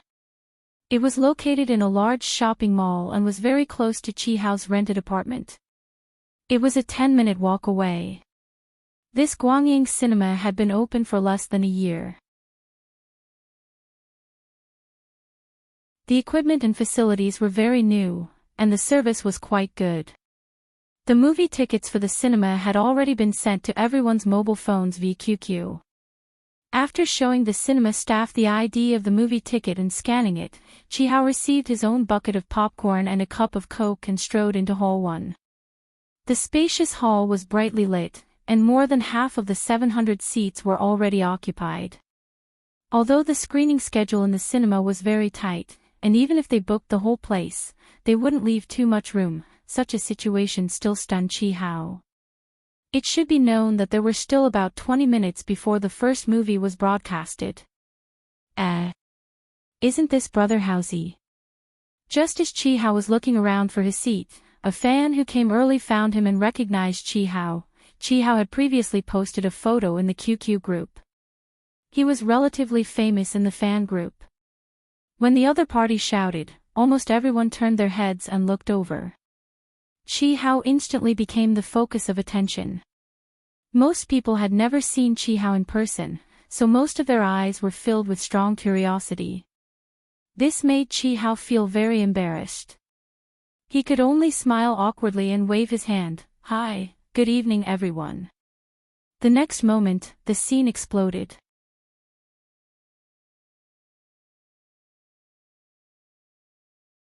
Chapter 588. Most of the fans of the support group who came to participate in this movie event were strangers in real life. However, on the internet and in the QQ group, many people's IDs were familiar to the year. Chi Hao was undoubtedly one of them. He was also one of the initiators and organizers of the event. Therefore, when Chi Hao appeared at the scene, many fans stood up and greeted him warmly, regardless of whether they knew him or not. Damn, this is Brother Housey. At least 1/10 as handsome as me. That's pretty good. Brother Housey, come to me. I'm old donkey. Ha, I finally saw the real person. It was worth the ticket price. Wife, come and see Brother Housey. Everyone was so enthusiastic that Chi Hao, who had a bucket of popcorn in one hand and a can of Coke in the other, couldn't refuse. He had to greet them one by one. Those who were not familiar with him first got familiar with him, and those who were familiar with him laughed and said a few words. After a while, time passed quickly, and more people came to the movie hall. Seeing that the movie was about to start, the lights in the movie hall gradually dimmed. Chi Hao, who was already sweating profusely, was finally able to get away and find his seat to sit down. As a result, when he pressed his butt against the seat, he accidentally dropped the bucket of popcorn in his hand. Ah! The scattered popcorn spilled on the neighboring seat, causing the other party to let out a crisp cry. It was a girl. Chi Hao stood with a dumbfounded face and apologized repeatedly. I'm sorry, I'm really sorry. Look, he, who rarely interacted with girls, wished he could find a hole to burrow into. It was too shameful. It doesn't matter, the girl next to him chuckled and said, fortunately, it's not a can of Coke. Sit down, the movie is about to start. Chi Hao breathed a big sigh of relief and quickly sat down. At this time, he clearly saw the other party's appearance. It was also at this moment that Chi Hao swore to the heavens, to the earth, and to thousands of gods and Buddhas that he saw an angel. Or rather, the lover of his dreams. The girl was in her 20s, wearing a goose yellow down jacket, with a round face, shoulder-length hair, very white skin, big eyes with long eyelashes, and a dimple on her right cheek when she smiled. Her appearance was not very beautiful, but there was a different kind of charm that instantly hit Chi Hao's heart. Chi Hao was stunned. Seeing his silly expression, the girl giggled and asked, Brother Housey, what's wrong? Chi Hao finally came to his senses and hurriedly said, No, nothing. You are. The girl introduced herself, I'm called Azure C in the group. Azure C. Chi Hao really did know that this was a rather active ID in Lu Chen's fan club. It was just that she liked Lu Chen's TV series, Autumn in My Heart, and Full House of Romance, while Chi Hao liked Lu Chen's music works. He wasn't very interested in the two romantic dramas, so they basically didn't have much interaction. There was no need to mention how much Chi Hao regretted it. If he had known that Azure C was such a lovely girl, he would have. I wonder if it's too late now. You came alone, Chi Hao asked tentatively, or with a friend. As soon as he finished speaking, a head popped out from behind Azure C and giggled, Have you taken a fancy to our sister Azure? If you want to pursue her, Brother Housey, you have to work harder and show your sincerity. Azure C's face suddenly turned red, and she angrily slapped her friend who came with her. Chi Hao was so happy that he was about to explode. In that case, Azure C didn't have a boyfriend and was still single. That was simply great. He had a strong feeling that the girl sitting next to him was the one he had been searching for all this time. Fate was so wonderful. If it weren't for Lu Chen's fan, if it weren't for the movie, A Chinese Ghost Story, if it weren't for him proposing the activity on a whim, if his love wouldn't have come. The movie began. The movie hall, which was full of seats, quickly quieted down. All the sounds of discussion and laughter quietly disappeared. All the people present were Lu Chen's fans. They had gathered here today to enjoy Lu Chen's first movie, and also to support their idol. This kind of support actually exceeded their expectations for the movie itself. However, everyone was not disappointed. 90 minutes was not long, but it was not short either. But for the 700 people present, it was too short. When the movie ended, the lights in the hall lit up. No one knew who started it, but then there was a round of warm applause. It's really good. No wonder he can get over 100 million yuan in Hong Kong. My chin is awesome. I don't feel like I've seen enough. The ending is a little sad. Lu Chen's scholar is a little silly, and the feeling is very different. Qin Fei, or his grandma Dryad, is simply amazing. That Yan Qixia is very good. I quite like Nia Xiaoqian. She seems to be a newcomer, right? She's very beautiful. No matter how beautiful she is, she's not as domineering as my Fei. Although it was already time to leave, many people still sat reluctantly, excitedly talking about the plot and the characters in the movie. All of them wanted to say more. This kind of situation could not be seen in a venue for ordinary audiences. It was only at these kinds of fan gatherings that people would chat enthusiastically with unfamiliar people because they had a common favorite idol.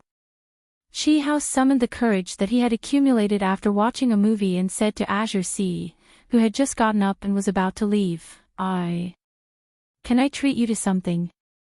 Ice cream. Azure C said, "Aw." She wanted to refuse. After all, they had only met for the first time. Although Qi Hao's character was very good on the internet, girls had their own reservations. How could she easily agree to his invitation? How could she not see that Qi Hao had a good impression of her? However, she had a good friend who heard it and immediately shouted, "Ice cream! Everyone, pay attention." Brother Hausi said he would treat everyone to ice cream. Her best friend was simply pushing Qi Hao into a fire pit. There were hundreds of people present. Even if each person bought an ice cream cone that cost 3 yuan, it would still cost more than 2,000 yuan. When the people who did not know the truth heard this, they immediately started to make a ruckus. Brother Hausi is treating. Qi Hao felt like vomiting blood. However, looking at the girl in front of him, how could he say no? It's just a week's salary. I'll go all out. It's my treat. 1 ice cream cone per person. Although it was just an ice cream cone, it still turned the movie hall into a sea of laughter. Qi Hao no longer felt that he was at a disadvantage. That night, he watched an extremely wonderful movie and met a girl who moved his heart.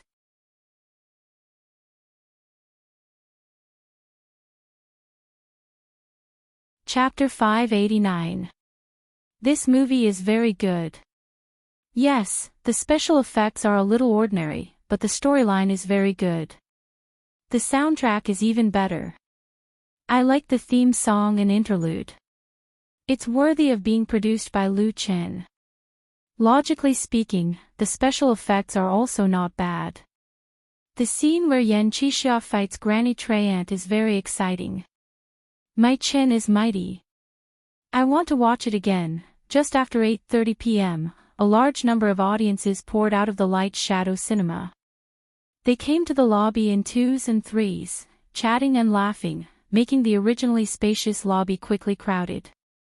Some of the audiences who had just finished watching the movie took the elevator or directly took the stairs to leave, but most of them were not in a hurry to leave. Instead, they called their friends and chatted in the lobby. Today was Sunday, the last day of the weekend.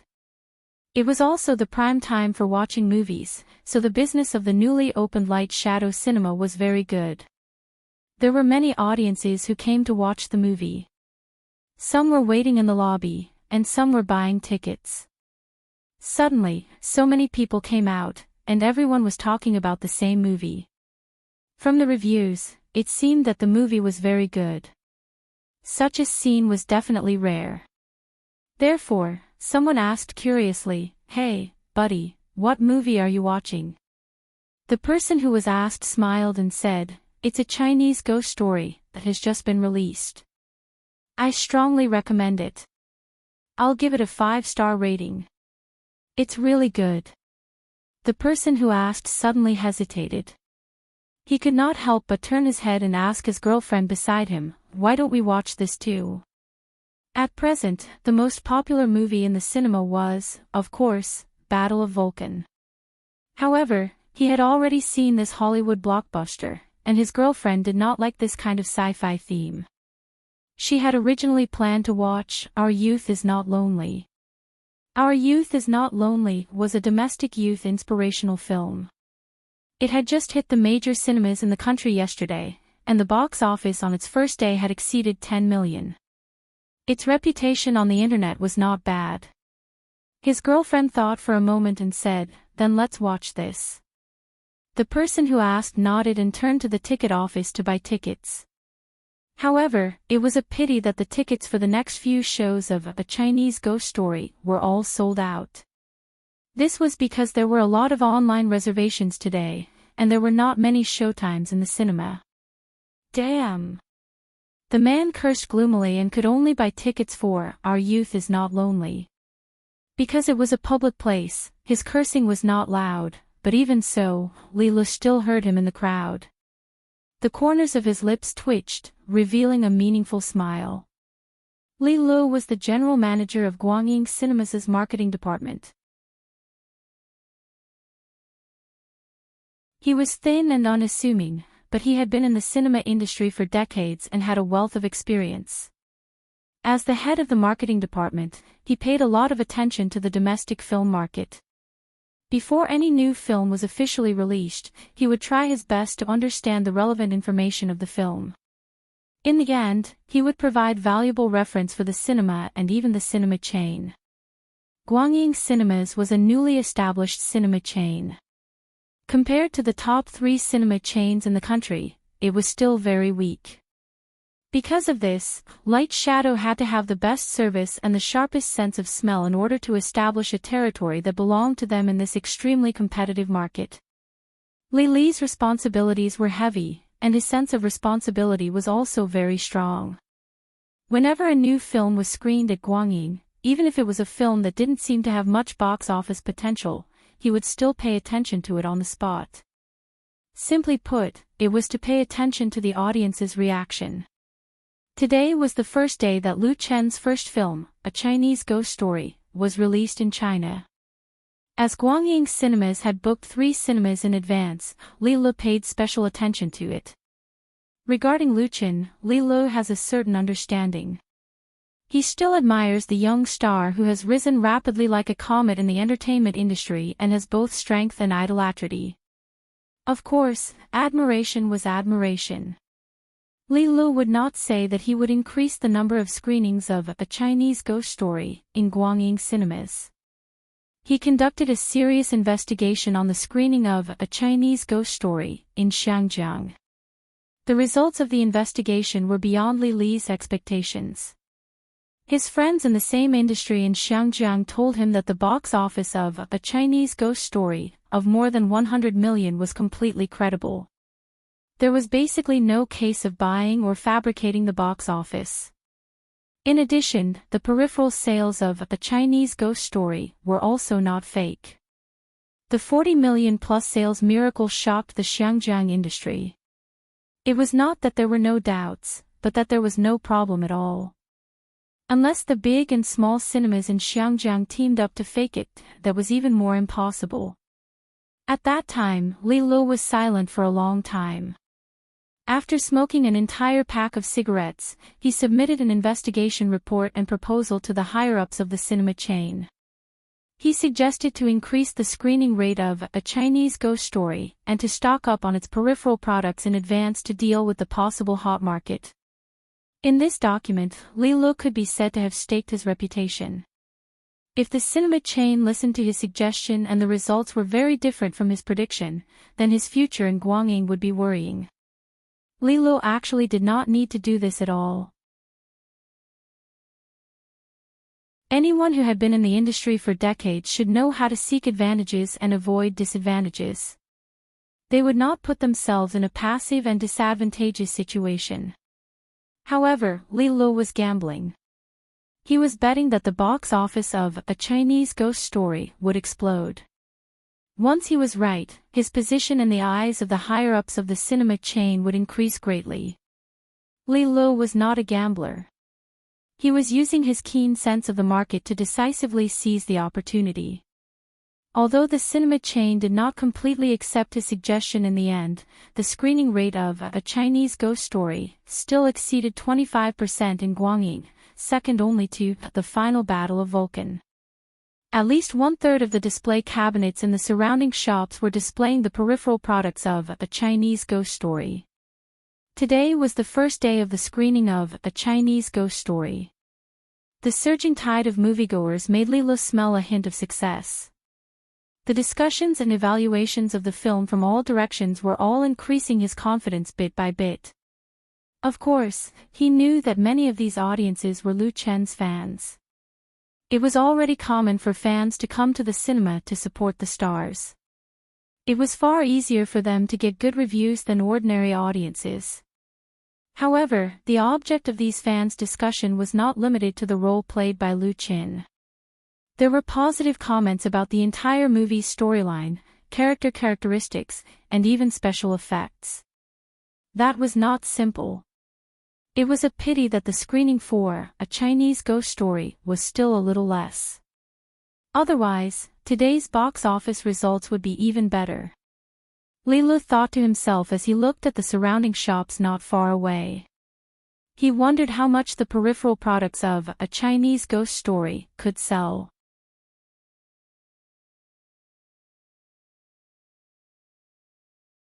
Chapter 590. In the cinema, Li Lu was observing and thinking. In Beijing, 1,000 kilometers away, in the office of Qinfei Media's headquarters in the New Era Art Center, Lu Chen was also waiting. He was waiting for the box office results of A Chinese Ghost Story on the first day. To be honest, although he had full confidence in his film, when A Chinese Ghost Story was really released, Lu Chen still felt a long-lost anxiety and a little uneasiness. In the face of a strong opponent, he had done his best in terms of film publicity. The quality of the film itself was not a problem to pass the test of the Hong Kong market, but this did not mean that A Chinese Ghost Story would definitely be able to achieve a high box office. There was a lot of uncertainty in the market. Audiences in different places had different tastes, and there were many factors that affected them to spend dozens of yuan to watch a movie in the cinema. Some films were advertised with great vigor, and the box office was predicted to be very high. The investment cast and special effects were all in place, but the audience did not approve of it after it was released. In the end, it ended up being a failure. There were also some films that were not optimistic about in advance. The publicity was not good enough, but they relied on word of mouth to win countless audiences. As a light and shadow magic film, if one wanted to take out the money from the pockets of the audience, strength and luck were indispensable. The cost of The Chinese Ghost Story had long been recovered, and it had made a good profit through the sales of peripheral products. However, for any filmmaker, the domestic market was the ultimate test of the work. The box office of the movies in Hong Kong was limited, but the potential of the mainland was endless. Lu Chen did not care how much money A Chinese Ghost Story could bring him in the end, but he also hoped that his first movie could be a success in China. That was why he was nervous. Ta-ta. There was a gentle knock on the door of the room. Lu Chen, who was sitting in front of the computer and browsing the web, did not look up. Please come in. The door was pushed open, and a pretty lady walked in with a steaming hot cup of coffee. It was not until the coffee cup was placed on the table that Lu Chen woke up. Why aren't you resting yet? It was not his assistant who brought him the coffee, but Qin Fei. Qin Fei smiled gently and said, I'll accompany you to wait for the results. Lu Chen couldn't help but feel a trace of sweetness in his heart. He didn't pick up the cup to drink the coffee. Instead, he reached out and hugged Qin Fei, letting her sit on his lap. Chen Fei did not resist and naturally leaned into his embrace. Lu Chen rested his chin on her shoulder and breathed in his girlfriend's familiar body fragrance. The nervousness in his heart disappeared without a trace, and his whole body relaxed. "Are you nervous?" Chen Fei asked curiously. When she came in just now, she noticed Lu Chen's expression and could tell what he was feeling. Lu Chen smiled self-deprecatingly and frankly said, "Yeah, I don't know why, but I'm suddenly afraid of failure." Chen Fei couldn't help but reach out and caress his face. "It's okay if we fail. We can afford to lose." Her impression of Lu Chen was optimistic, strong, and calm. It was rare for him to show weakness and fear like this. But it was precisely this Lu Chen that made her feel incomparably real and flesh and blood. Lu Chen smiled and said, "I know. Maybe I care too much. After all, this is the first operation of our company. I don't want to let everyone down, but now, I'm not worried. I believe in myself." Chen Fei felt that the confident and invincible Lu Chen had returned. She didn't say much, but took the initiative to give a kiss, using her actions to express her support for Lu Chen. Good times always passed quickly. The coffee on the table turned from hot to cold, and it was already past midnight. At 1:27 p.m., the first-day box office results of A Chinese Ghost Story were released. Thanks to the great development of the internet and the IT industry, things that were originally impossible in the past had become very common now. The data of all cinemas across the country was summarized to the cinema chain, and then transmitted to Chenfei Media. It only took less than 2 hours to complete. 38.75 million. The first-day box office of A Chinese Ghost Story was nearly 40 million. There was immediately a burst of cheers in the office area outside. The employees who stayed up late with Lu Chen saw the box office results immediately and were all excited. Although this box office was much worse than the 120 million yuan Battle of Vulcan on the first day, one had to know that the average screening of A Chinese Ghost Story was less than 20%. As a Sino-Hong Kong co-production with a low investment, it was already very dazzling. With such an outstanding first-day box office, as long as there was no significant drop in the next few days, the screening of A Chinese Ghost Story would definitely increase. After all, its main opponent had already been in theaters for 2 weeks. Unlike the cheering employees, Lu Chen only felt a little happy about the box office results and was not too excited. This was because he knew very well that behind the box office of nearly 40 million yuan were the countless fans of himself and Chen Fei. According to what he knew, the fan groups of the two of them in various major cities had organized booking activities. Many fans had booked movie tickets in advance. It was normal for the box office to be high. If it was low, there would be a big problem. So he continued to wait. He waited for the sales data of the peripheral products to come out. Peripheral products were different from movie tickets. Although they were all scanned and recorded by the computer, it involved different situations in each cinema. The time it took for the statistics to be summarized was not that fast. The sales results of the peripheral products were undoubtedly more important to Lu Chen now because it could more truthfully reflect the reputation of A Chinese Ghost Story among the audience. Many fans were willing to spend 30 to 50 yuan to support their idol at the cinema. However, in the face of hundreds of peripheral products, it was not easy for them to pay for it except for a few real hardcore fans. Unless they really liked the movie, liked the story and characters in the movie, they would not be willing to pay for it.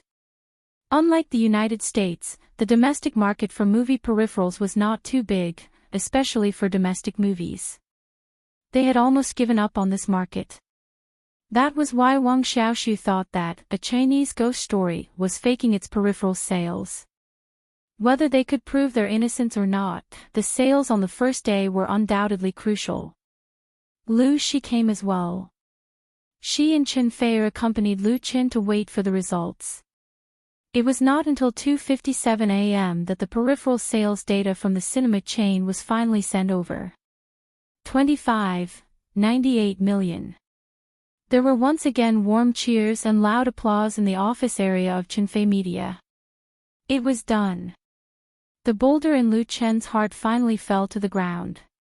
He could not help but let out a long sigh of relief. This result was even better than he had expected. You're tuning into the LoveLore Library YouTube channel. We're so grateful for your support, and don't forget to subscribe to join us on this incredible journey through captivating stories. Your generosity through donations truly makes a world of difference, as it's the primary source of revenue that allows me to expand and enhance this channel for you. Thank you from the bottom of my heart for being a part of this adventure.